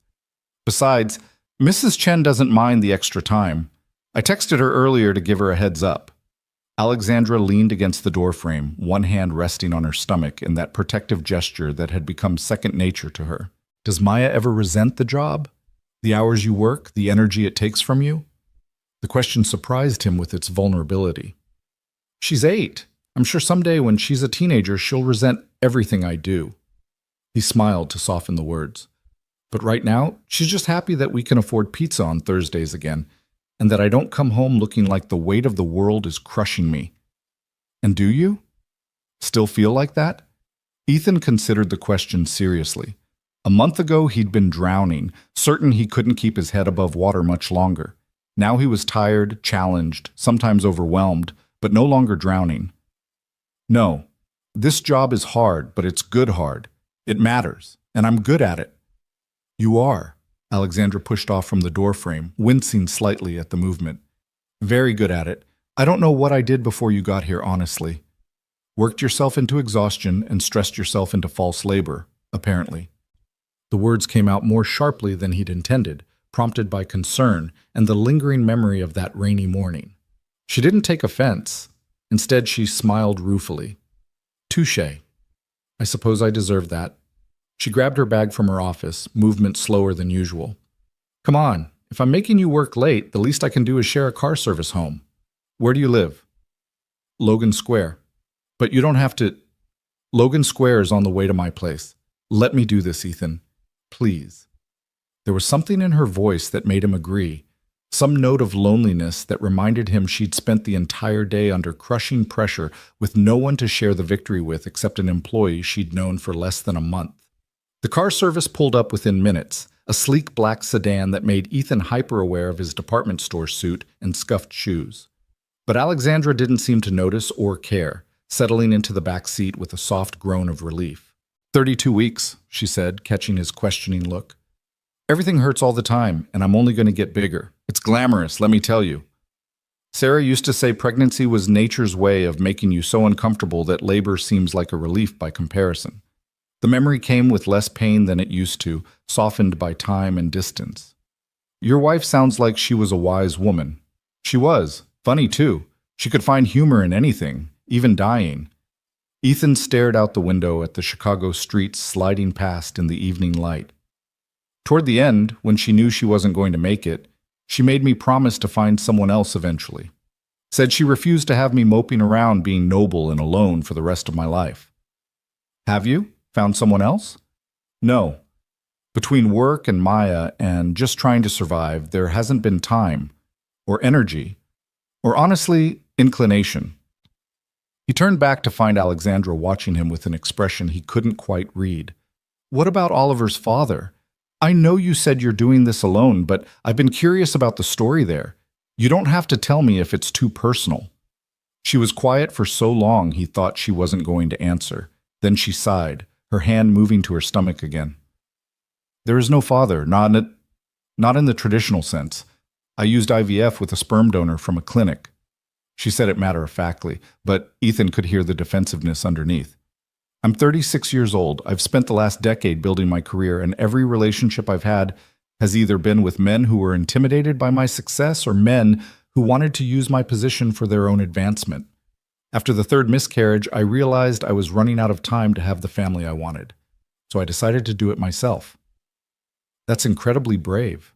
She looked at him sharply, as if expecting judgment or pity. Finding neither, her expression softened. Or incredibly foolish? Most days I go back and forth. Why would it be foolish to go after what you want? To refuse to let circumstance or other people's limitations determine your future? Ethan shook his head. That sounds like the same determination that made you CEO of a Fortune 500 company. I don't see why it would be different for family. Because running a company and raising a child are entirely different things. One has metrics and benchmarks and quarterly reviews. The other is just stumbling through and hoping you don't completely screw up a tiny human who didn't ask to be born into your complicated life. Her voice cracked slightly on the last words. The car pulled up in front of Ethan's building, but he made no move to get out. Can I tell you something my mother-in-law said to me right after Sarah died? I was falling apart, convinced I couldn't possibly be both parents to Maya, certain I was going to fail her in every way that mattered. What did she say? She said that love and showing up are 90% of parenting. The rest is just details you figure out as you go. He met Alexandra's eyes directly. You love Oliver already. I can see it every time you touch your stomach, every time you rearrange your schedule for a doctor's appointment, every time you force yourself to eat when you're not hungry because he needs nutrition. And you're already showing up for him in every way that counts. The rest? You'll figure it out, just like every other parent in history. Tears welled in Alexandra's eyes, and she blinked rapidly, clearly trying to maintain her composure. Thank you. I needed to hear that today of all days. Anytime. That's what friends are for. The word hung between them. Friends. It was presumptuous of him to claim friendship with his boss, with someone so far above his social and economic status. But it also felt true in a way that transcended their professional relationship. Alexandra's smile was tremulous but genuine. Friends. Yes, I'd like that, Ethan. He got out of the car feeling like something significant had shifted between them, though he couldn't quite name what. As the sedan pulled away, he stood on the sidewalk for a moment, watching it disappear into evening traffic and wondering what exactly he'd gotten himself into. The next morning brought a surprise. Ethan arrived at his desk to find a gift bag sitting on his chair with a card attached. Inside was a high-end leather portfolio with his initials embossed on the front, along with a set of expensive pens. The card read, "Thank you for protecting my time yesterday and for the conversation on the way home. You're more than an assistant. You're an answer to a prayer I didn't know I'd prayed. Ethan ran his fingers over the soft leather, touched by the gesture in a way that felt disproportionate to the actual gift. It wasn't the expense, though this portfolio probably cost more than his weekly grocery budget. It was the thoughtfulness, the acknowledgement that he mattered, that his contribution was seen and valued. She's good at that. Diane appeared at his elbow, startling him. Seeing people and making them feel appreciated. It's one of her strengths as a leader. It's a nice gesture, Ethan said carefully, not wanting to make too much of it. It's more than nice. Alexandra doesn't give gifts lightly. She must really value you. Diane's expression was knowing. Fair warning. Once she decides someone is part of her inner circle, she's fiercely protective, but she also expects loyalty in return. That seems fair. Just be careful, Ethan. She's your boss first, and she's going through a vulnerable time. Lines can get blurry, especially when you're both working long hours in close proximity. Diane's voice was gentle but firm. I like you. I think you're good for her. But remember who signs your paychecks. The warning sat uncomfortably in Ethan's mind all morning, especially when Alexandra emerged from her office with coffee in hand and a genuine smile on her face. You found the gift. Do you like it? It's too much, Alexandra. I was just doing my job. You were being a friend when I needed one. That's worth acknowledging. She leaned against his desk, casual and relaxed in a way he rarely saw during business hours. How's Maya? Did you get home okay last night? Late, but fine. She was already asleep, but Mrs. Chen said she'd had a good day. He pulled up his calendar, trying to redirect the conversation to safer, more professional territory. You have the finance committee meeting in 20 minutes, then lunch with the mayor's office, then... Ethan. Her voice was soft. You're allowed to have personal conversations with me. Actually, I'd prefer them. Spending 10 hours a day with someone who only talks to me about meetings and schedules sounds exhausting. I just don't want to presume you're not presuming. I'm explicitly inviting you to treat me like a human being instead of just a job title. She smiled at his discomfort. Tell me something about Maya. What's she into right now? Besides dinosaurs and space. So he did. He told her about Maya's current obsession with learning to cook, which mostly involved making elaborate messes in their tiny kitchen, about her determination to befriend a stray cat in their neighborhood, despite Ethan's concerns about fleas and veterinary bills they couldn't afford, about her recent decision that she wanted to be a doctor when she grew up so she could fix people like the doctors tried to fix Mommy. Alexandra listened with genuine interest, asking questions and laughing in all the right places. It should have felt strange discussing his daughter with the CEO of a major corporation. Instead, it felt natural, easy, like they'd been friends for years instead of weeks. She sounds amazing, Alexandra said when he finished. I'd love to meet her sometime, if that wouldn't be weird. Why would it be weird? I don't know. Mixing personal and professional lives. Some people have strong boundaries about that. She looked uncertain, vulnerable in a way that reminded Ethan she was still figuring out this friendship thing too. You're welcome to meet her anytime. Fair warning though, she'll probably ask you approximately 7 million questions about being pregnant and whether you can feel the baby kick and what it's like to run a company. 8-year-olds have no filter. I look forward to it. The warmth in Alexandra's voice made Ethan's chest tighten with an emotion he refused to examine too closely. The rest of the week passed in a blur of meetings and deadlines, and an increasing sense that he and Alexandra were building something beyond a typical working relationship. She started staying later at the office, often emerging from conference calls to find him still at his desk, even though he could have left hours ago. They'd end up talking, about work initially, but increasingly about life, families, dreams deferred, and hopes for the future. Friday afternoon found them both exhausted from a particularly grueling week. Alexandra had back-to-back meetings until 3, and Ethan could see the strain in the tight set of her jaw, the way she moved more carefully than usual. When her last meeting ended, she didn't return to her office. Instead, she sank into the chair across from his desk with a heavy sigh. I have a proposition for you, she said without preamble. Ethan looked up from the expense reports he'd been reviewing. I'm listening. I'm supposed to go to a charity gala tomorrow night. It's one of those events I can't skip. Major donors, board members, all the people who matter to Valamont's public image. She made a face. I hate these things in general, and the thought of spending 3 hours making small talk while my feet swell and strangers touch my stomach without permission sounds like torture.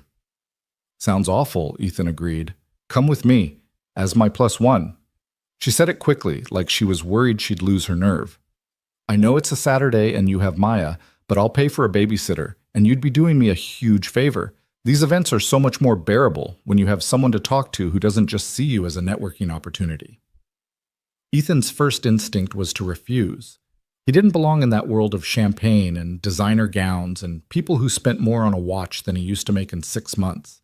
But looking at Alexandra's face, seeing the genuine hope there mixed with exhaustion and what looked like loneliness, he found himself nodding. Okay, but I have to warn you, I don't own a tuxedo. That's fine.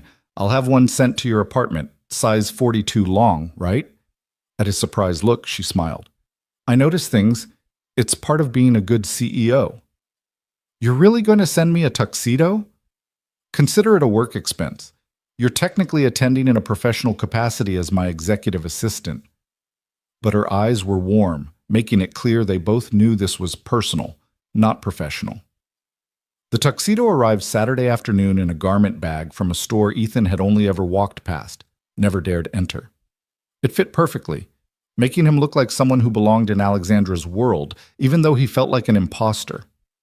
Maya was beside herself with excitement, insisting on taking approximately 40 pictures of him before Mrs. Chen arrived to babysit. You look like a prince, Daddy. She adjusted his bow tie with serious concentration. Is Ms. Alexandra going to be your date? It's not a date, Sunshine. It's work. Maya gave him a look that was far too knowing for an 8-year-old. Mommy used to say that sometimes the best things start out pretending to be work. Before Ethan could figure out how to respond to that, the car service arrived. He kissed Maya goodbye, promised not to stay out too late, and found himself being driven to Alexandra's address in Lincoln Park. The building was exactly what he expected: elegant, secure, expensive. The doorman called up to announce him, then directed him to the elevator with the kind of polite deference that made it clear Ethan was expected.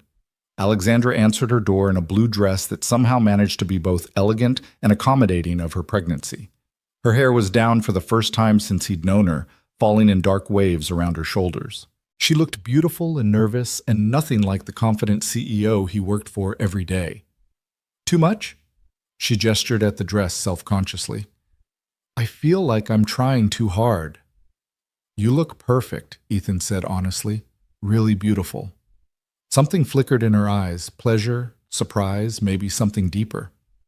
"You clean up pretty well yourself. That tux fits you better than I expected." "That sounds like you're surprised I'm not a complete disaster in formal wear." "More like I'm pleasantly surprised to discover you have shoulders under those work shirts." Her eyes widened as soon as the words left her mouth. "That came out wrong. I meant, it's fine." Ethan laughed, charmed by her flustered reaction. "Should we go before one of us says something even more awkward?" The gala was being held at the Art Institute, and even Ethan had to admit it was impressive. The modern wing had been transformed into an elegant party space, all dramatic lighting and strategic flower arrangements and servers circulating with champagne and canapes. Alexandra grabbed sparkling water instead of champagne, and Ethan stuck to the same out of solidarity. "Alexandra!" A woman in her 60s materialized out of the crowd, her smile sharp and assessing. "How wonderful to see you. And who is this handsome young man?" "Patricia, good to see you." Alexandra's voice had taken on the professional polish Ethan recognized from board meetings. "This is Ethan Cole, my executive assistant. Ethan, Patricia Warfield, she's on the board of the Art Institute." Patricia's eyes sharpened with interest. "Executive assistant? How modern. I remember when they were called secretaries." She laughed at her own joke that wasn't really a joke. "And how are you feeling, dear? You must be what, 7 months along now?" "Almost 8. Alexandra's hand moved to her stomach, defensive. "Everything's going well." "That's wonderful. Such a brave choice, doing this on your own." Patricia's tone suggested she thought it was anything but brave. "I do hope you're planning to take proper maternity leave. The company needs you, but surely family comes first." It was a trap dressed up as concern, implying that Alexandra couldn't possibly be both a good CEO and a good mother. Ethan watched Alexandra's jaw tighten, saw her preparing a diplomatically worded response, and felt anger flare hot in his chest. "Actually," he interjected smoothly, "Alexandra has put together an excellent succession plan for her leave that ensures continuity of leadership while she bonds with her son. She's brilliant at planning for contingencies. It's one of the things that makes her such an effective CEO." Patricia blinked, clearly not used to being interrupted by someone she'd mentally classified as the help. "I see. Well, that's good to hear." She turned to Alexandra with a smile that didn't reach her eyes. "He's very protective of you. How sweet." After Patricia excused herself, Alexandra turned to Ethan with an expression that mixed amusement and gratitude. "You just defended me to one of the most influential women on the board." She was being condescending and implying you couldn't handle both the job and motherhood. Someone needed to shut that down. "My hero." She said it lightly, but her eyes held genuine warmth. "Come on, let's get some food before someone else corners us with backhanded compliments." They spent the next hour navigating the social minefield of the gala together. Ethan quickly learned the rhythm, let Alexandra lead in conversations, but stay close enough to provide support when needed. He rescued her from a monotonous conversation with a museum donor who wanted to talk about his golf game. She returned the favor by smoothly extracting them from a group where Richard Thornton was holding court and looking their way with obvious displeasure. "He's going to make Monday interesting," Alexandra murmured as they escaped to a quieter corner. "Richard doesn't like being ignored at these things. Richard doesn't like anyone who won't kiss his feet and tell him he's brilliant." Ethan handed her a plate of the appetizers he'd collected. "Eat something. You've been nursing that water for an hour." "Yes, Mother?" But she took the plate, nibbling on a small sandwich. "This is much better than I thought it would be. Having you here, I mean. Usually these events feel like 3 hours of performance art where I play the role of confident, successful woman while internally screaming. And tonight? Tonight I get to be a person instead of a persona. It's a nice change.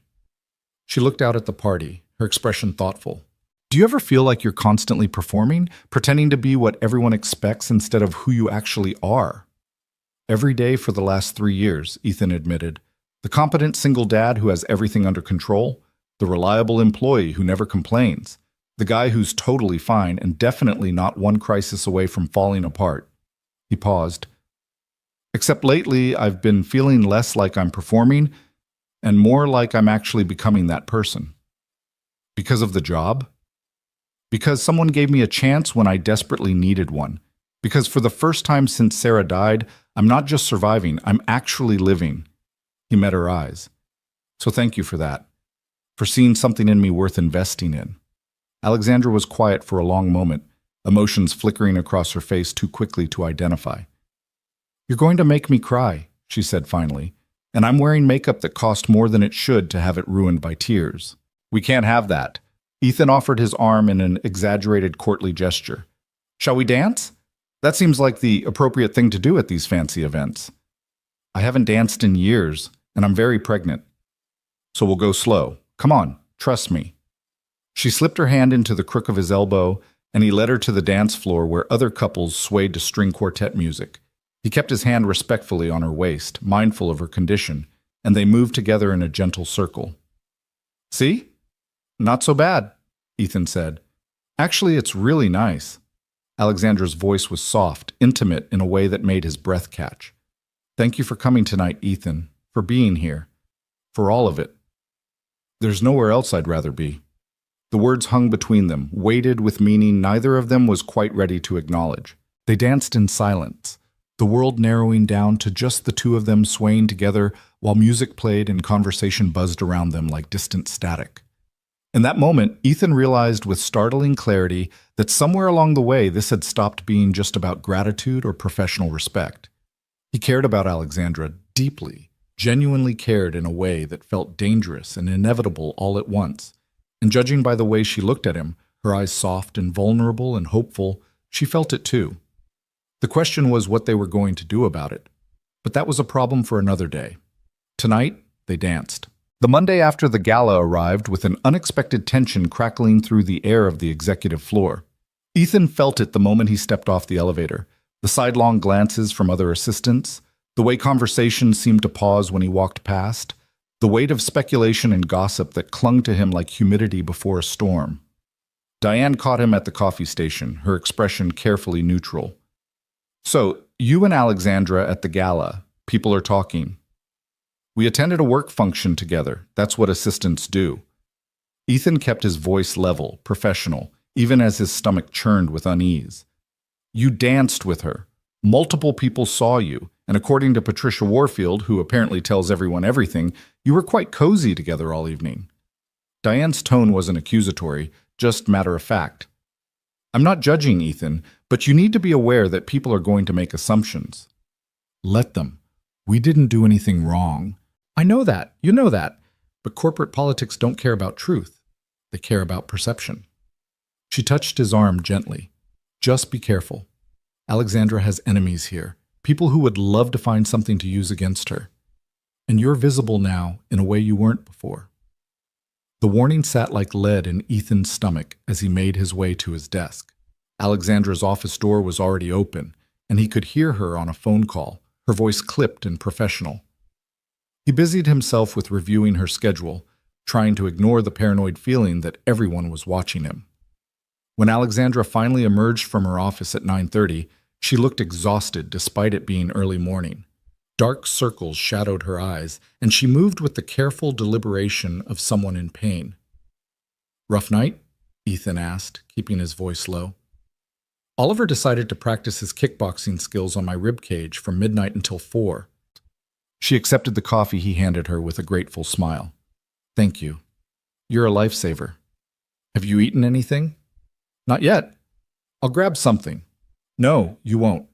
You'll get caught up in meetings and forget until you're dizzy and nauseous. Ethan was already pulling up the delivery app on his phone. I'm ordering you actual breakfast. The protein-heavy kind that will keep you going until lunch. When did you become so bossy? The day you hired me to manage your life. He placed the order, then looked up to find her watching him with an expression he couldn't quite read. What? Nothing, just thinking about how much things have changed in 2 months. She leaned against his desk, one hand pressed to her lower back. Patricia Warfield called me yesterday. Apparently we're the talk of the charity circuit. Ethan's jaw tightened. What did she say? Nothing explicit. Just a lot of pointed comments about how devoted you seem, how unusual it is for an executive assistant to be so personally involved in their boss's life. Alexandra's tone was light, but he could hear the concern underneath. She suggested I might want to be careful about appearances. Do you want me to maintain more distance? Be less... He struggled for the right word. Less whatever it is I'm being? God, no. The vehemence in her voice surprised them both. Ethan, you're the only person in my life right now who treats me like a human being instead of a chess piece or a business opportunity. I'm not giving that up because Patricia Warfield has too much time on her hands and not enough actual problems. But if it's causing issues for you, let me worry about that. You just keep doing what you're doing. She straightened with a wince. Speaking of which, what's on the agenda today? They fell into their morning routine, reviewing meetings, prioritizing emails, discussing strategy for the day ahead. But something had shifted since Saturday night, some invisible line that had been crossed without either of them explicitly acknowledging it.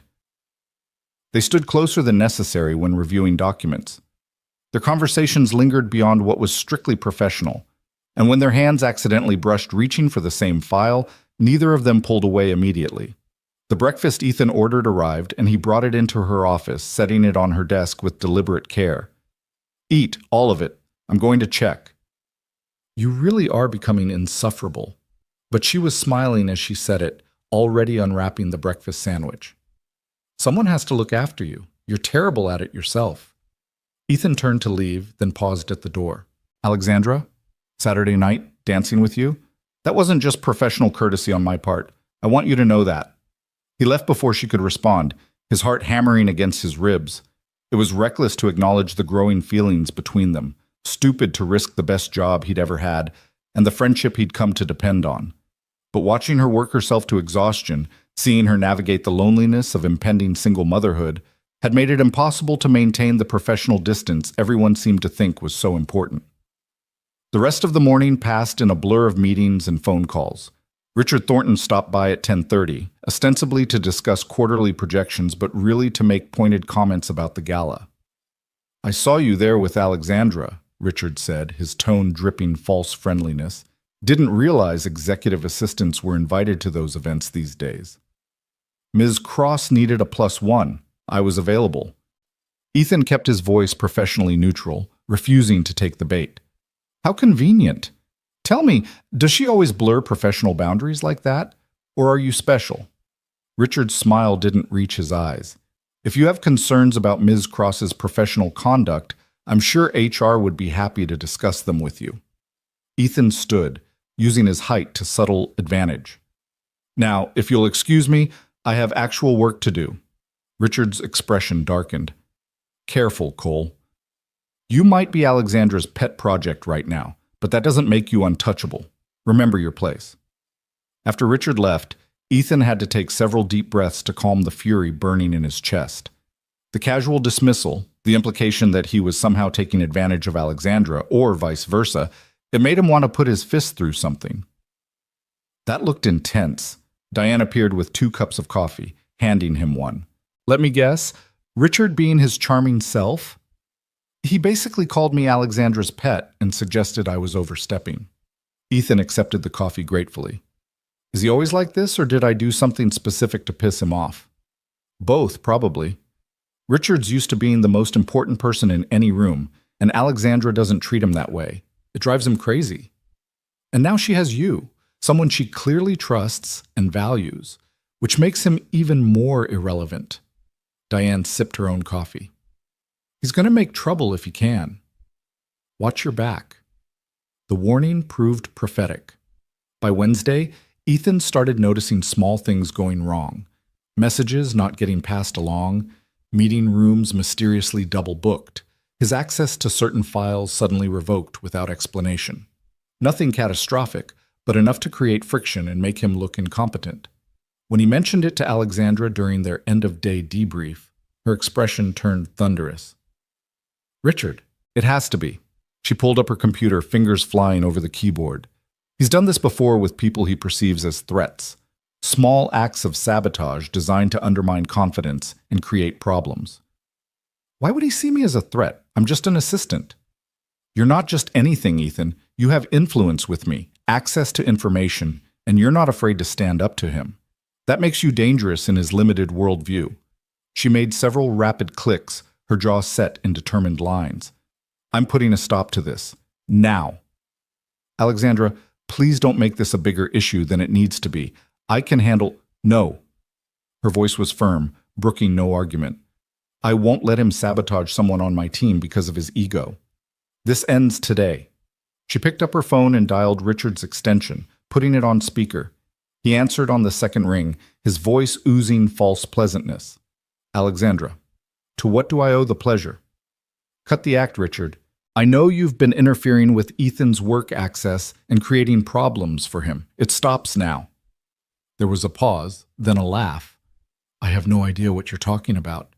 Perhaps your assistant is simply having trouble adjusting to the demands of his position.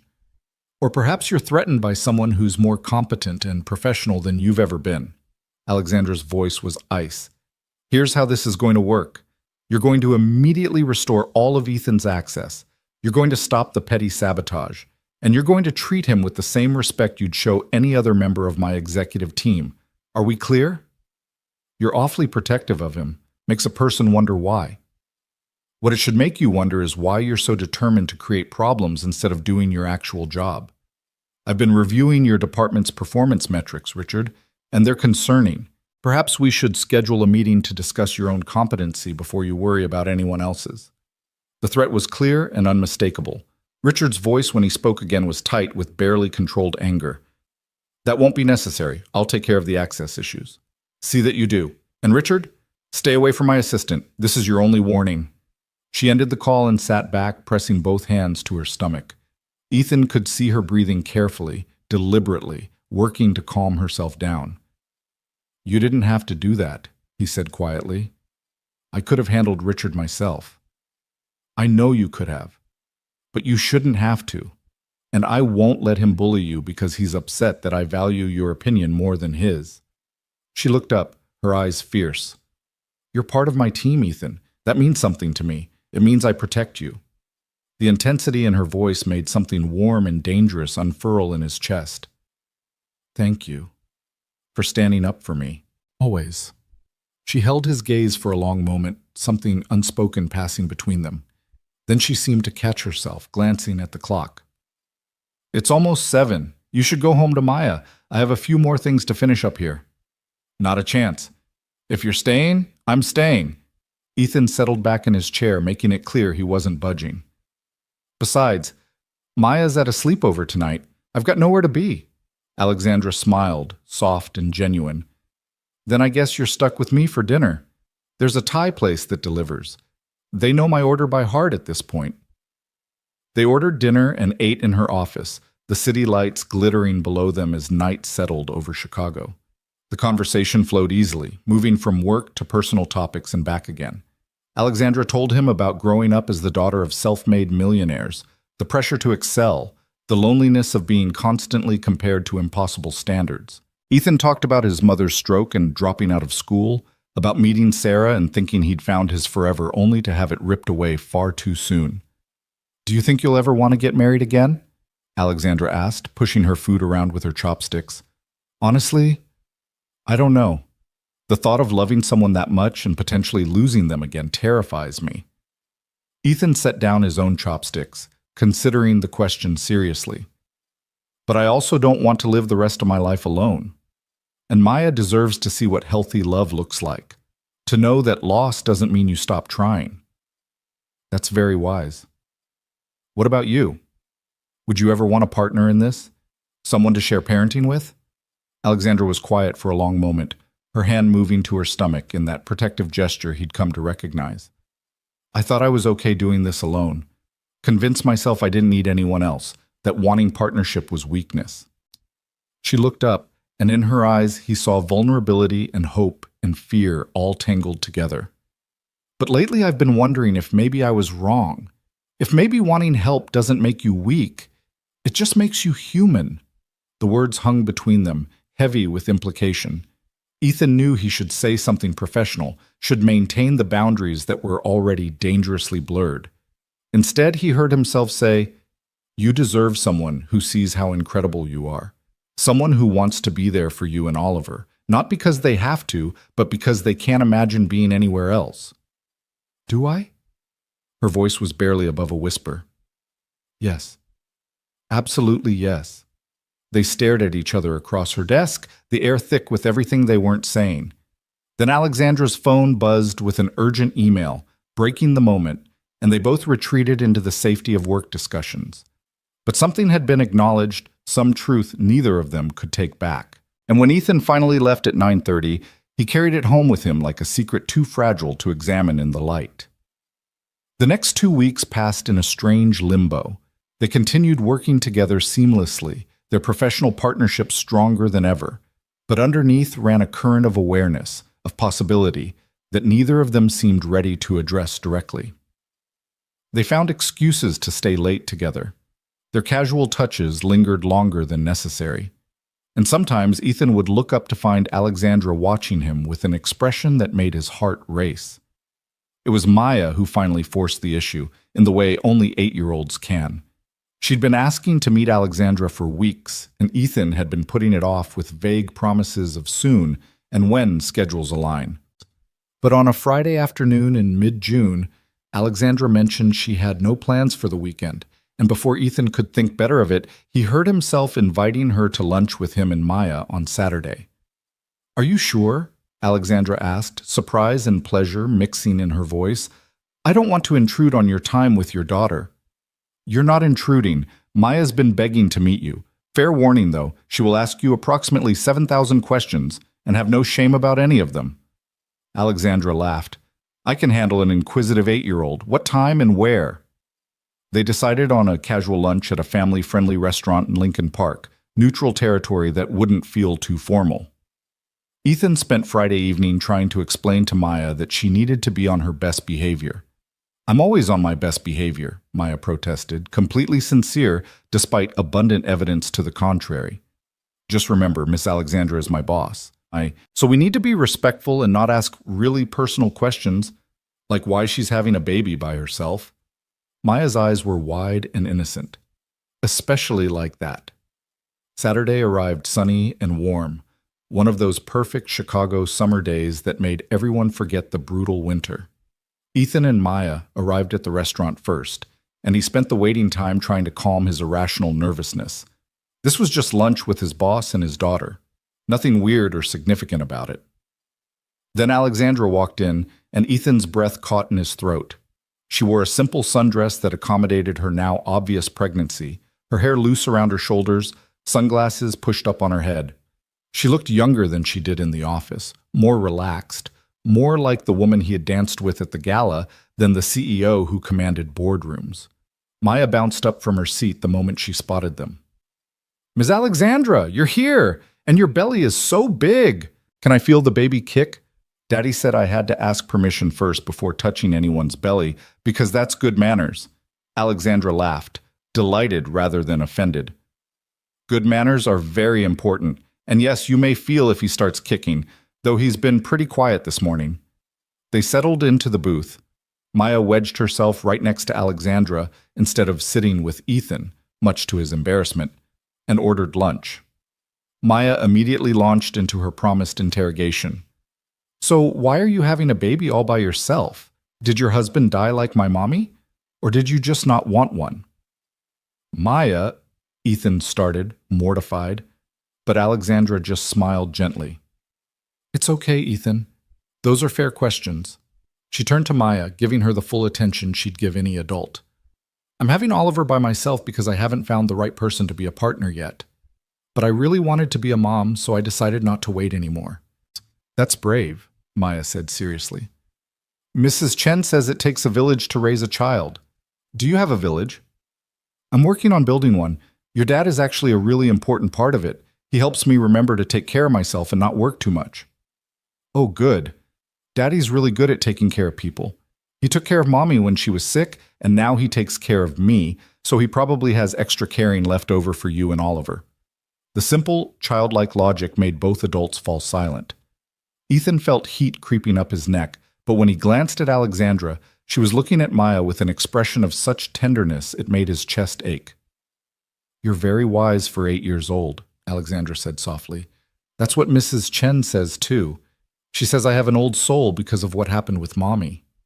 Maya tilted her head, studying Alexandra with frank curiosity. Are you scared about having a baby?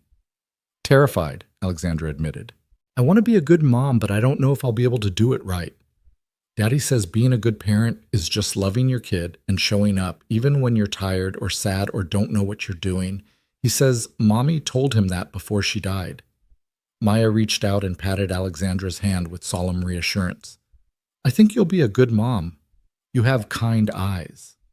Ethan watched his daughter, this small, fierce, heartbreakingly perceptive child, offer comfort to a woman she'd just met, and felt something shift in his chest. This was what family looked like. Not perfect or traditional, but real and messy and full of unexpected connections. The rest of lunch passed in easy conversation. Maya asked about running a company and whether Alexandra got to boss people around all day. Alexandra asked about Maya's favorite subjects in school and what she wanted to be when she grew up. And through it all, Ethan watched them connect, watched Maya work her particular magic of making everyone feel seen and valued. They were finishing dessert, ice cream sundaes that Maya insisted everyone needed, when Oliver apparently decided to make his presence known. Alexandra gasped softly, her hand flying to her stomach. What's wrong? Ethan was half out of his seat before she could answer. Nothing wrong. He's just kicking. Hard. She smiled, pressing her hand to the side of her belly. He's very active today. Can I feel, please? Maya was vibrating with excitement. Alexandra took Maya's small hand and placed it on her stomach, and Ethan watched his daughter's face transform with wonder when she felt the movement beneath her palm. He's really in there. A whole person. Maya's eyes were huge. That's so cool. Does it hurt? Sometimes, but mostly it's just amazing. Alexandra's voice was soft, her gaze distant. It reminds me he's real, that I'm not doing this alone. You're not alone, Maya said with absolute certainty. You have Oliver, and you have Daddy, and now you have me too. We're your village. Alexandra's eyes filled with tears, and she blinked rapidly, trying to maintain composure. Thank you, Maya. That means more than you know. After lunch, they walked along the lakefront together, Maya running ahead to chase pigeons while Ethan and Alexandra followed at a slower pace. The summer sun beat down warm on their shoulders, and the lake sparkled like scattered diamonds. Your daughter is extraordinary, Alexandra said. Truly extraordinary. You should be very proud. I am, every single day. Ethan watched Maya leap over cracks in the sidewalk with exaggerated care. She's the best parts of Sarah and somehow none of the worst parts of me. I see a lot of you in her, the kindness, the emotional intelligence, the way she makes people feel valued. Alexandra glanced at him sidelong. She learned that somewhere. Sarah was the one who was good at that stuff. I'm just trying not to screw up her legacy. You're doing more than that, Ethan. You're raising an amazing human being. She stopped walking, turning to face him directly. The sun backlit her hair, turning it to gold at the edges, and Ethan had to resist the urge to reach out and tuck a loose strand behind her ear. Can I tell you something? Anything. These past 2 months working with you, getting to know you, it's been the best part of my pregnancy. Better than the ultrasounds or feeling him kick or any of the milestones I thought would define this experience. Her voice trembled slightly. You make me feel less alone. You and Maya both. And I know that's probably inappropriate to say to your boss, but I can't keep pretending we're just colleagues when I... She stopped abruptly, seeming to catch herself. But Ethan's heart was hammering so hard he could hear it in his ears. When you what? He asked quietly. When I care about you. More than I should. More than is wise. She looked away, out at the lake, her profile etched against the blue sky. I know all the reasons this is a terrible idea. The power dynamics, the professional complications, the fact that I'm pregnant with another man's child. Well, not a man I was involved with. But you know what I mean. But I can't help how I feel. Ethan took a careful breath, aware that what he said next would change everything. What if I feel the same way? What if I've been falling for you since the day you trusted me enough to share your fears about becoming a mother? What if when I look at you, I see someone I want to build a life with, complications and all? Alexandra turned back to him, hope and fear warring in her expression. Then we'd be two very stupid people about to do something that could blow up both our lives. Or we'd be two people brave enough to reach for something real, even when it's scary and complicated. They stared at each other, the air between them charged with possibility. Maya's laughter carried across the path, and somewhere a street musician played guitar, and the world kept spinning while they stood frozen in a moment that felt like standing on the edge of a cliff. I have to think about Oliver, Alexandra said finally, about what's best for him. Bringing someone into his life right from the start, that's a big decision. I know. And I have to think about Maya, about modeling healthy relationships for her versus rushing into something because it feels good in the moment. Ethan stepped closer, not touching, but close enough that he could see the gold flecks in her eyes. But I also think that teaching our kids to be brave enough to choose love when it shows up, even when the timing isn't perfect, that's valuable too. Our kids. Alexandra repeated the words softly, testing them out. That sounds nice. Scary, but nice. Everything worthwhile is scary. Doesn't mean it's not worth doing. Before either of them could say more, Maya came running back, breathless and grinning. There's an ice cream truck. Can we get ice cream? I know we just had dessert, but it's a special day and... She stopped, looking between them with sudden awareness. Are you guys okay? You look like you're having a serious talk. We're okay, Sunshine. Actually, we're better than okay. Ethan held out his hand to his daughter, then offered his other to Alexandra. Come on, let's get that ice cream. Alexandra took his hand, her fingers slipping between his like they belonged there. And for the first time since Sarah died, Ethan felt the pieces of his life clicking into place in a pattern he hadn't known he was looking for. They walked toward the ice cream truck like that, the three of them hand in hand, connected by choice and hope and the tentative beginning of something that might become a family. Maya chattered about flavors and toppings, oblivious to the significance of the moment, while Alexandra and Ethan exchanged glances over her head that promised later conversations, deeper acknowledgments, the scary and exhilarating work of building something new from the rubble of their separate losses. It wasn't perfect. The complications were real and substantial, but standing there in the June sunshine with Maya between them and Oliver kicking against Alexandra's palm where it rested on her belly, Ethan thought maybe perfect was overrated anyway. Maybe what mattered was showing up, being brave, and trusting that love could build bridges across even the most complicated circumstances. Maybe that rainy morning when he'd stopped to help a stranger hadn't just saved a life. It had started one, his own life, finally moving forward instead of just surviving. And as they stood in line for ice cream, arguing good-naturedly about whether chocolate or vanilla was superior, Ethan allowed himself to hope that this was just the beginning of their story, not the end. The weeks following their day at the lake brought a shift so subtle that if asked to pinpoint exactly when everything changed, Ethan wouldn't have been able to name a specific moment. It was more like watching ice melt, imperceptible, until suddenly the landscape was completely transformed. They didn't tell anyone at work about the evolution of their relationship. There was nothing official to tell anyway, just a growing intimacy that lived in the spaces between professional interactions. A hand lingering on a shoulder during a difficult phone call, coffee appearing on desks without being asked for, late nights at the office that ended with quiet conversations about hopes and fears, and the peculiar terror of trying to build something new while carrying the weight of past losses. Alexandra was now 34 weeks pregnant, and the physical toll was becoming impossible to hide. She moved more slowly, tired more easily, and had started working from home 2 days a week on Ethan's insistence. He'd blocked out time on her calendar for rest, scheduled her meetings to avoid the worst of rush hour traffic, and generally made it his mission to ensure she made it to her due date without collapsing from exhaustion. "You're hovering," she told him one afternoon in early July, but there was affection in her voice rather than irritation. "I'm attentively present," he corrected, setting down a plate of fruit and crackers he'd assembled from the executive break room. "There's a difference." "Is there?" "Because it feels a lot like you're treating me like I'm made of glass." "Not glass, just extremely precious cargo that I'd prefer remained intact until Oliver makes his appearance." Ethan perched on the edge of her desk, close enough that their knees almost touched.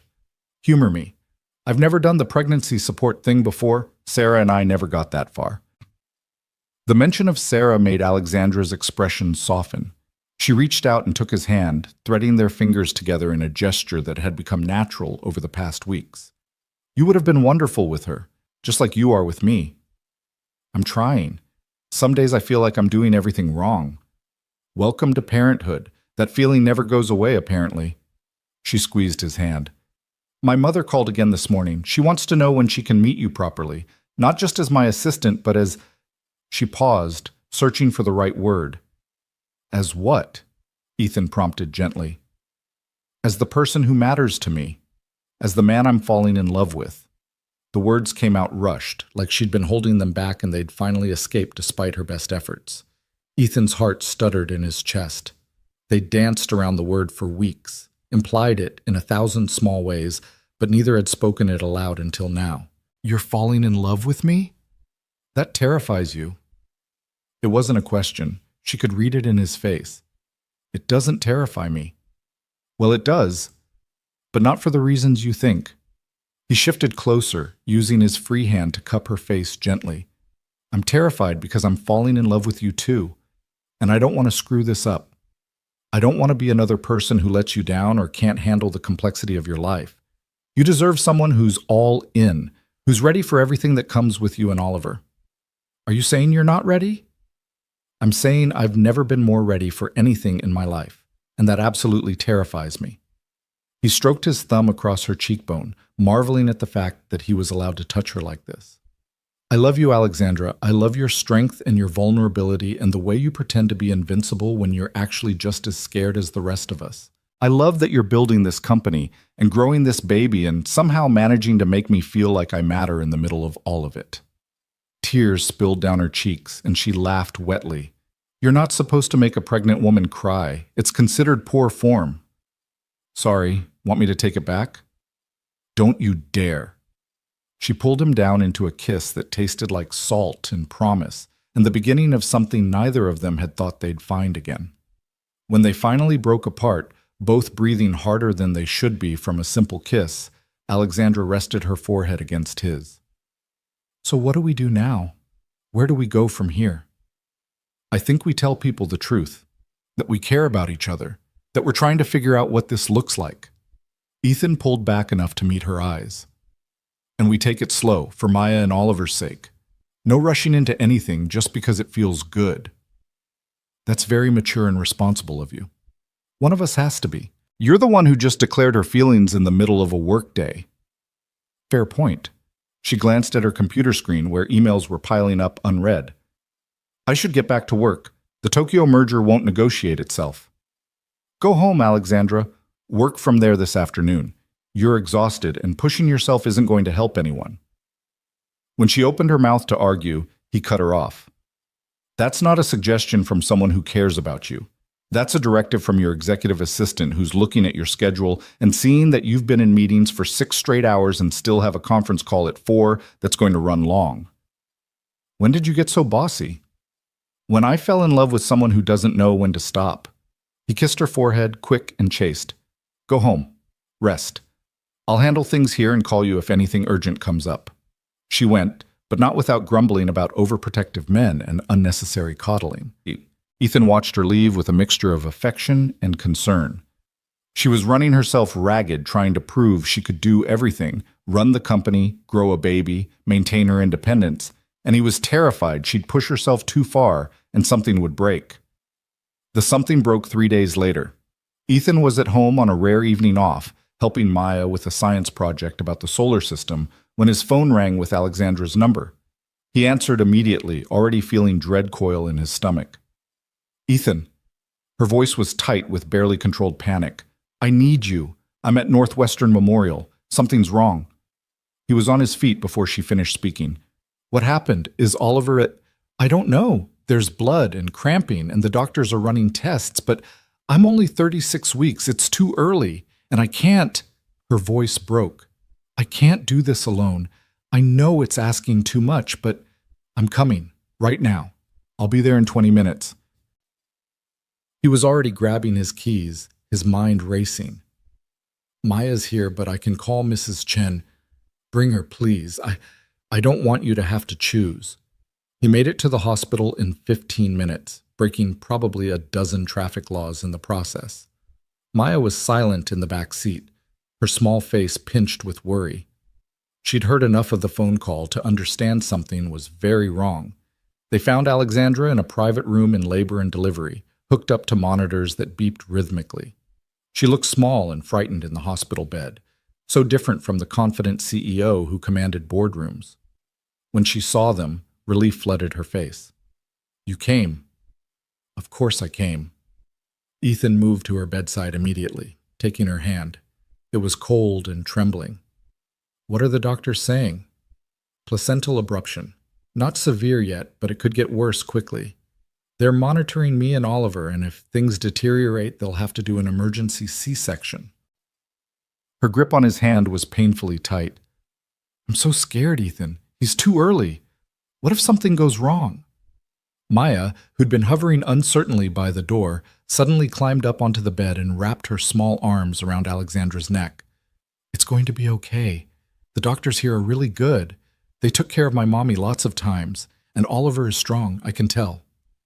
Alexandra clutched Maya like a lifeline, and Ethan watched his daughter offer comfort with a maturity that made his chest ache.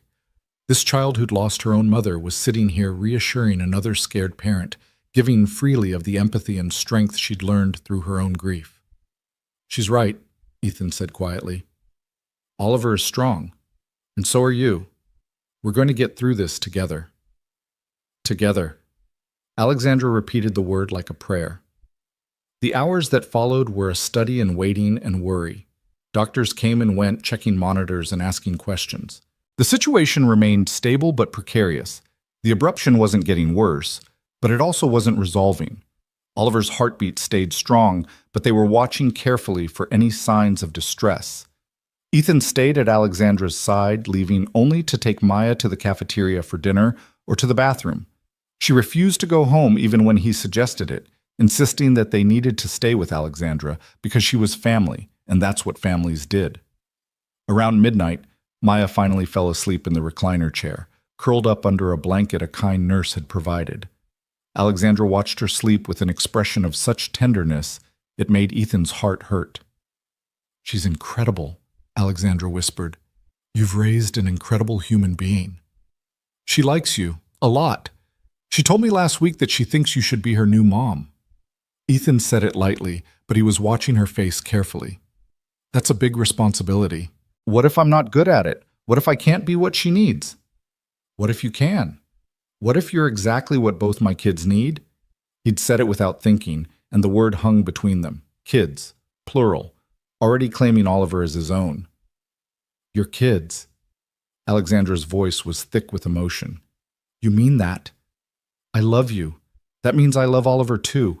He's part of you, which makes him part of my life, if you'll let him be. Ethan stroked his thumb across her knuckles. I know it's fast. I know it's complicated, but I don't want to pretend anymore that I'm not invested in both of you. Before Alexandra could respond, an alarm started beeping on one of the monitors. Within seconds, medical staff flooded the room, all calm efficiency and medical terminology Ethan couldn't follow. He caught enough to understand that Oliver's heart rate had dropped, that the abruption was getting worse, that they needed to do an emergency C-section now. Ethan! Alexandra's eyes were wild with fear as they started wheeling her bed toward the operating room. I'm here. I'm right here. He walked alongside the bed, maintaining contact with her hand. You're going to be fine. Oliver's going to be fine. If something happens to me, nothing is going to happen to you. But if it does, promise me you'll tell Oliver about me. Tell him I wanted him so much, that choosing him was the best decision I ever made. Tears streamed down her face. "And tell Maya thank you for sharing her dad with us. You're going to tell them both yourself because you're going to be fine." But Ethan's voice cracked on the last word. They reached the doors to the surgical suite, and a nurse stopped him gently. "I'm sorry, sir, but you can't go beyond this point. We'll update you as soon as we can." "She doesn't have anyone else here. Please." "I'll be with her the entire time," the nurse said kindly. "I promise she won't be alone." They wheeled Alexandra through the doors, and Ethan stood frozen, watching until she disappeared from view. Then his legs gave out and he slid down the wall to sit on the floor, his head in his hands. This was his worst nightmare. Losing someone he loved in a hospital, being powerless to protect them, having to wait while doctors decided whether his world would shatter. He'd been here before with Sarah, had lived through this exact hell, and the fact that he was here again felt like some kind of cosmic joke. "Daddy?" Maya's small voice came from down the hall. She must have woken up and found him gone. "Where's Mrs. Alexandra?" "She's in surgery, Sunshine. The doctors have to deliver Oliver now because they're worried about both of them." He pulled Maya into his lap, needing her solid warmth to anchor him. "We have to wait." "Is she going to die like Mommy?" The blunt question felt like a knife to the chest. No, Sunshine. She's going to be fine. The doctors here are very good, and she's strong, and—" His voice broke and he couldn't finish. Maya wrapped her arms around his neck and squeezed tight. "It's okay to be scared, Daddy. Being brave doesn't mean you're not scared. It just means you don't let the scared stop you." He held his daughter and tried to believe her wisdom, tried to have faith that the universe wouldn't be cruel enough to give him love again just to rip it away. But as the minutes turned to hours with no update, that faith became harder and harder to maintain. At some point, Margaret Cross arrived, breathless and terrified, having been called by the hospital. She took one look at Ethan's face and seemed to understand everything that had remained unspoken between him and her daughter. "You love her." It wasn't a question.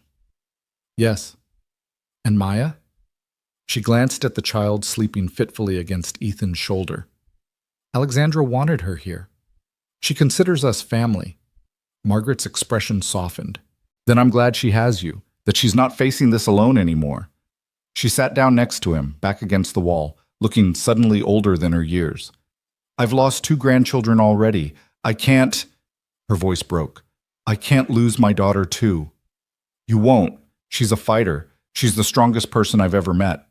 Ethan said it with more confidence than he felt, but Margaret seemed to need the reassurance. They waited together as night bled into early morning. Maya woke, slept, woke again. Nurses brought terrible coffee that they drank anyway. And with every minute that passed without news, Ethan felt his anxiety ratchet higher. Finally, after what felt like a lifetime but was actually 3 hours, a doctor in surgical scrubs approached them. Ethan was on his feet immediately, his heart in his throat.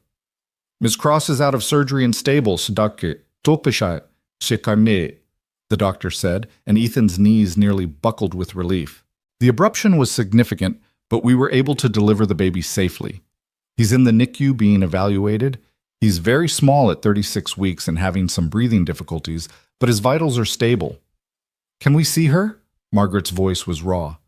"She's in recovery now. Give us another hour to get her settled, and then you can visit, 2 at a time in the NICU for the baby." After the doctor left, Ethan sat back down heavily, all the tension draining out of him at once. They were alive. Both of them were alive. The relief was so intense it physically hurt. "Thank you," Margaret said softly, "for being here, for caring about my daughter enough to sit through this with us." "There's nowhere else I would be." They were allowed to see Alexandra an hour later. She was pale and groggy from anesthesia, but her eyes were clear and alert when they found Ethan standing in the doorway of her recovery room. "Oliver?" Her voice was hoarse. "He's okay. Small, having some trouble breathing, but the doctor said his vitals are stable. They have him in the NICU." Ethan moved to her bedside, taking her hand carefully. "You scared the hell out of me." "I scared myself." She tried to smile, but it came out shaky. "They won't let me see him yet, not until I'm more stable, but I need—" Her voice broke. "I need to know he's real, that he's here, and alive." I'll go. I'll take pictures and videos and come right back and tell you everything. Ethan looked at Margaret. Can you stay with her? Of course. The NICU was a maze of beeping machines and tiny isolates, each containing impossibly small humans fighting impossibly large battles. A nurse directed Ethan to Oliver's station, and he found himself staring down at the smallest person he'd ever seen. Oliver was tiny, barely 5 pounds according to the chart, with a shock of dark hair and features that were unmistakably Alexandra's. He had tubes and wires attached to his small body, monitoring everything, helping him breathe through lungs that weren't quite ready for the world yet. But his eyes were open, dark, and alert, staring up at Ethan with an intensity that stole his breath. "Hi, Oliver," Ethan whispered. "I'm Ethan. He paused, unsure how to finish that sentence. "I'm here because your mom is the bravest person I know, and she fought really hard to get you here safely. And I promised her I'd check on you and tell you that she loves you more than anything." Oliver's tiny hand flexed, fingers spreading and closing. Without thinking, Ethan reached into the isolette carefully, so carefully, and let Oliver's hand wrap around his finger. The grip was surprisingly strong for someone so small. "You're a fighter too, I see. That's good. You're going to need that." Ethan's voice was thick with emotion.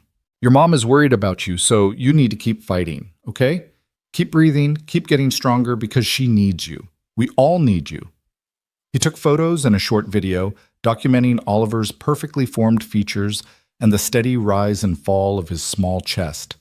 Then he reluctantly extracted his finger from that tiny grip and headed back to Alexandra's room. She was more alert when he returned, sitting up slightly in bed with Margaret hovering nearby. Her eyes locked on his phone the moment he walked in. "Show me. Please show me my baby." Ethan pulled up the photos and videos and watched Alexandra's face transform as she saw her son for the first time. Tears streamed freely down her face, and Margaret was crying too, relief and joy and fear all tangled together. "He's perfect," Alexandra whispered. "He's so perfect and tiny." And she looked up at Ethan. "You met him. What's he like?" "Strong, alert. He grabbed my finger and wouldn't let go." Ethan sat on the edge of her bed carefully. "He has your eyes and your stubborn determination. I told him to keep fighting because his mom needs him." "What did you tell him you were when you introduced yourself?" There was vulnerability in the question, a need to know how Ethan saw himself in their lives. "I told him I was there because you're the bravest person I know. I didn't want to presume." "Presume." Alexandra reached for his hand. "Please presume. I want you to be part of his life, Ethan. Not as my assistant or my friend, but as someone who matters. Someone who chooses to be here even when it's hard." "I'm not going anywhere. You're stuck with me now." He squeezed her hand gently. "Both of you are stuck with me." Margaret cleared her throat delicately. "I'm going to get some coffee and check on Maya. Give you two a moment." She kissed Alexandra's forehead. "I'm so glad you're okay, darling." After she left, Ethan and Alexandra sat in comfortable silence for a moment, just holding hands and breathing through the relief of survival. "This wasn't how I imagined Oliver's birth," Alexandra said finally. "I thought I'd have more time to prepare, more time to figure everything out. Life doesn't usually wait for us to be ready. It just happens, and we figure it out as we go." Ethan brushed a strand of hair back from her face. "But for what it's worth, I think you're going to be an amazing mom. Even flat on your back in a hospital bed, recovering from emergency surgery, your first thought was for him. That's what good parents do." "I couldn't do this without you. Tonight proved that. When I was scared and everything was falling apart, you were the person I called." She held his gaze. "I need you to understand what that means.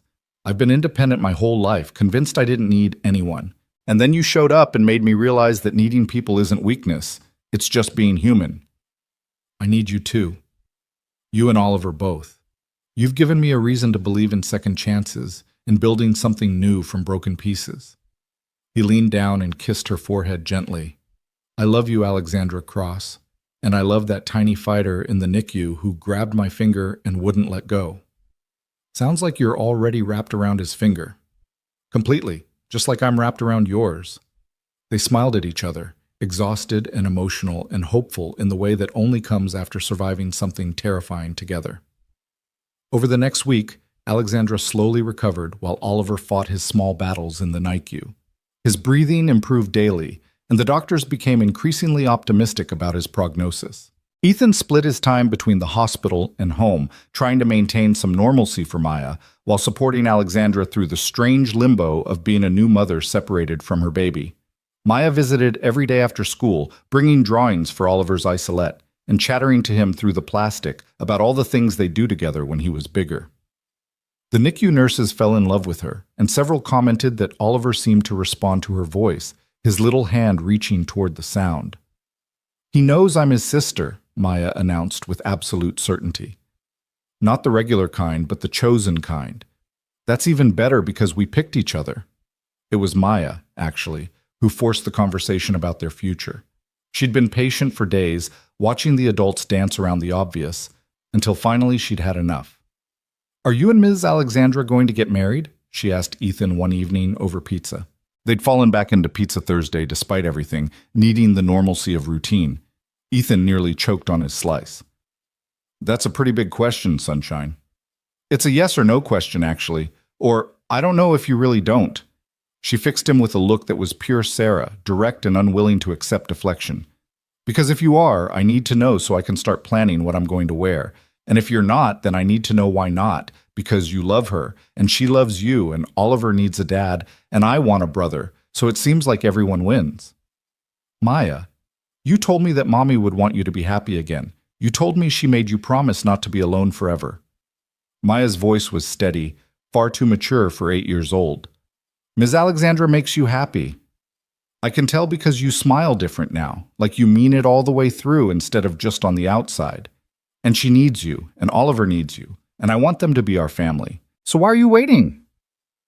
The simple logic of it, the clarity of a child who hadn't learned to complicate things with fear and what-ifs, hit Ethan like a physical blow. "You're right. You're absolutely right. So you're going to ask her to marry you?" "Eventually, when the timing is right.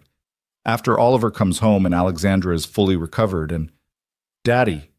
Maya put down her pizza and took his hand, looking at him with eyes that held Sarah's wisdom. "The timing is never going to be perfect. That's what Mrs. Chen says. She says, if you wait for perfect, you'll wait forever. She says sometimes you just have to jump and trust the net will appear."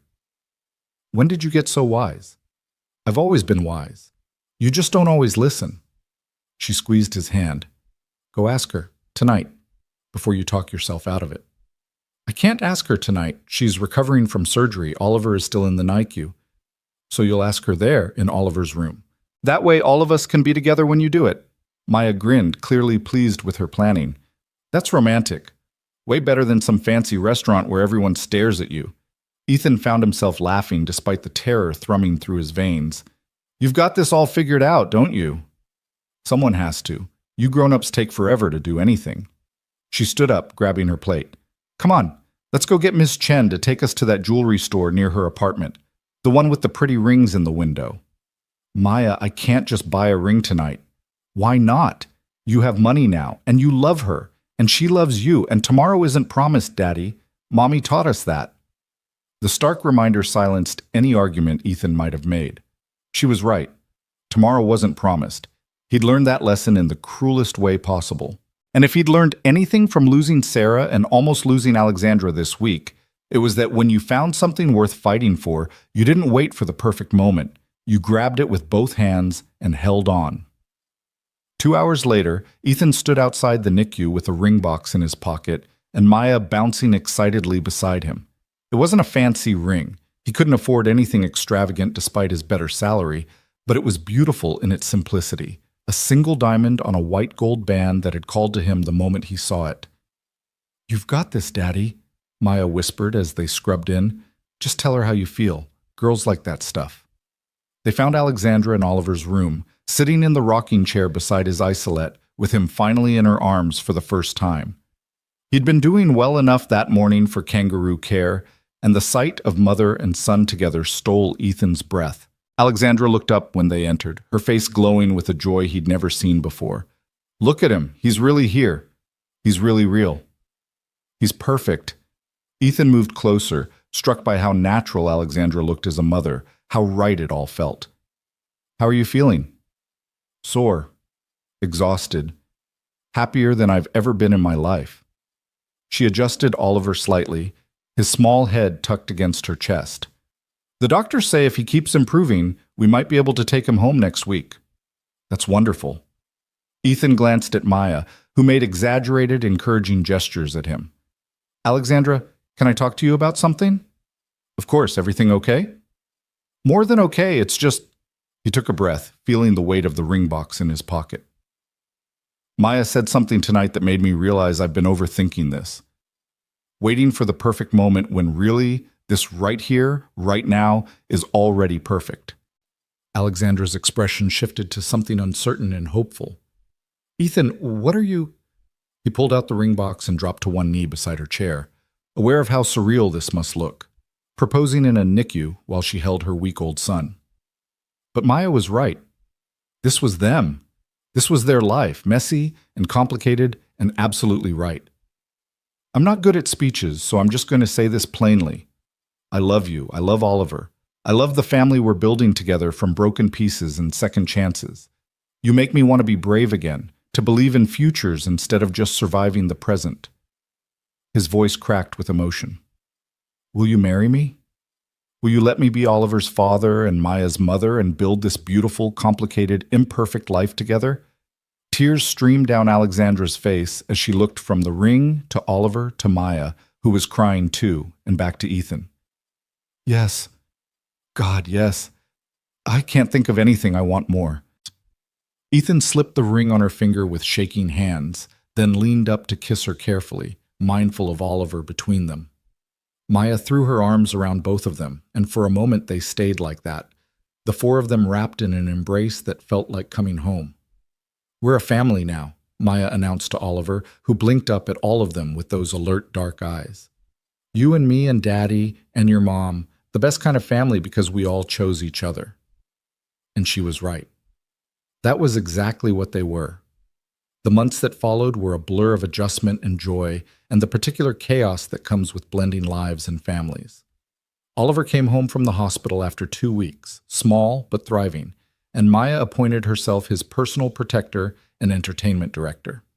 Alexandra's recovery was slower than she wanted, but Ethan enforced rest periods and meal times with the same determination he'd shown as her assistant.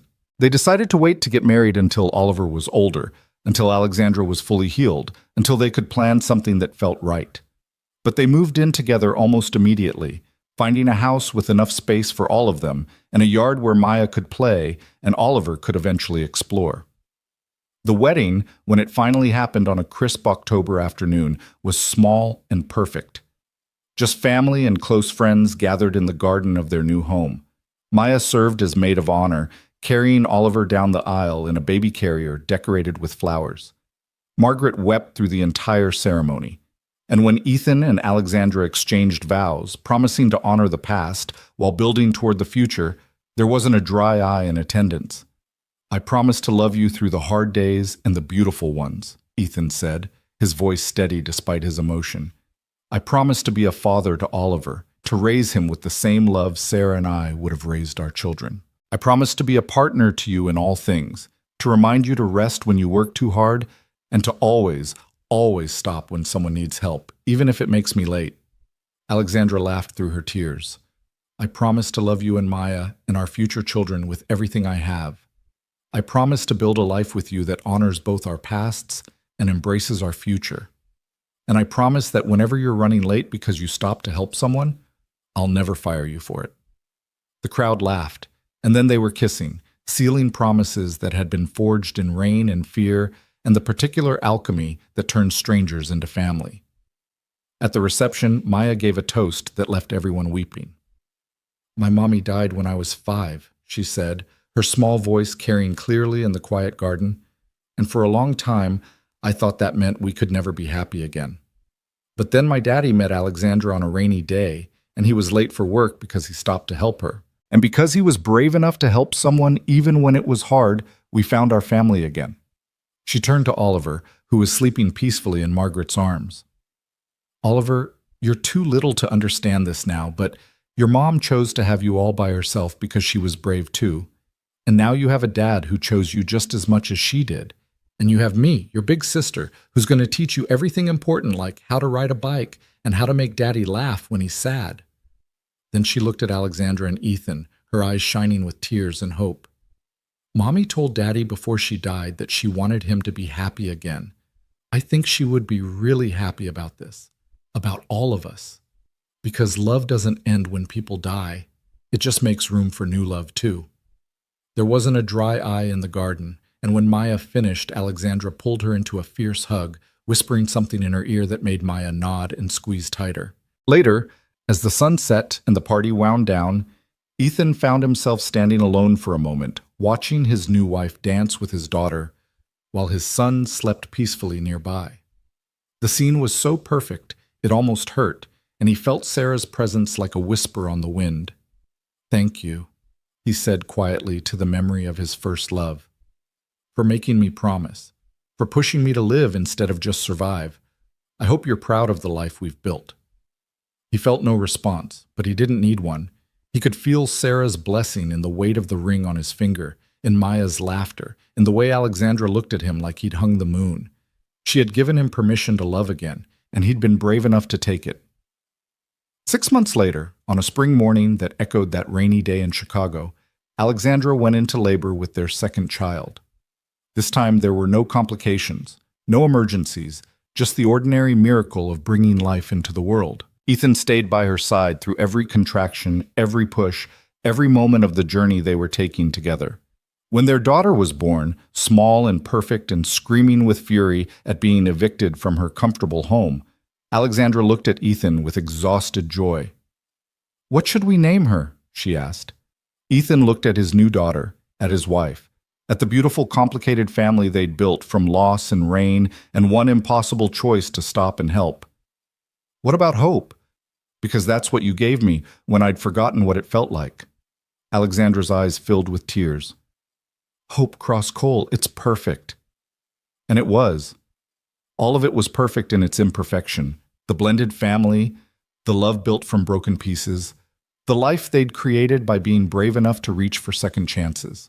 As Ethan held his newborn daughter and watched Maya carefully show Oliver how to be gentle with his baby sister, as Alexandra rested with her hand in his and contentment written across her face, he thought about that rainy morning that had changed everything.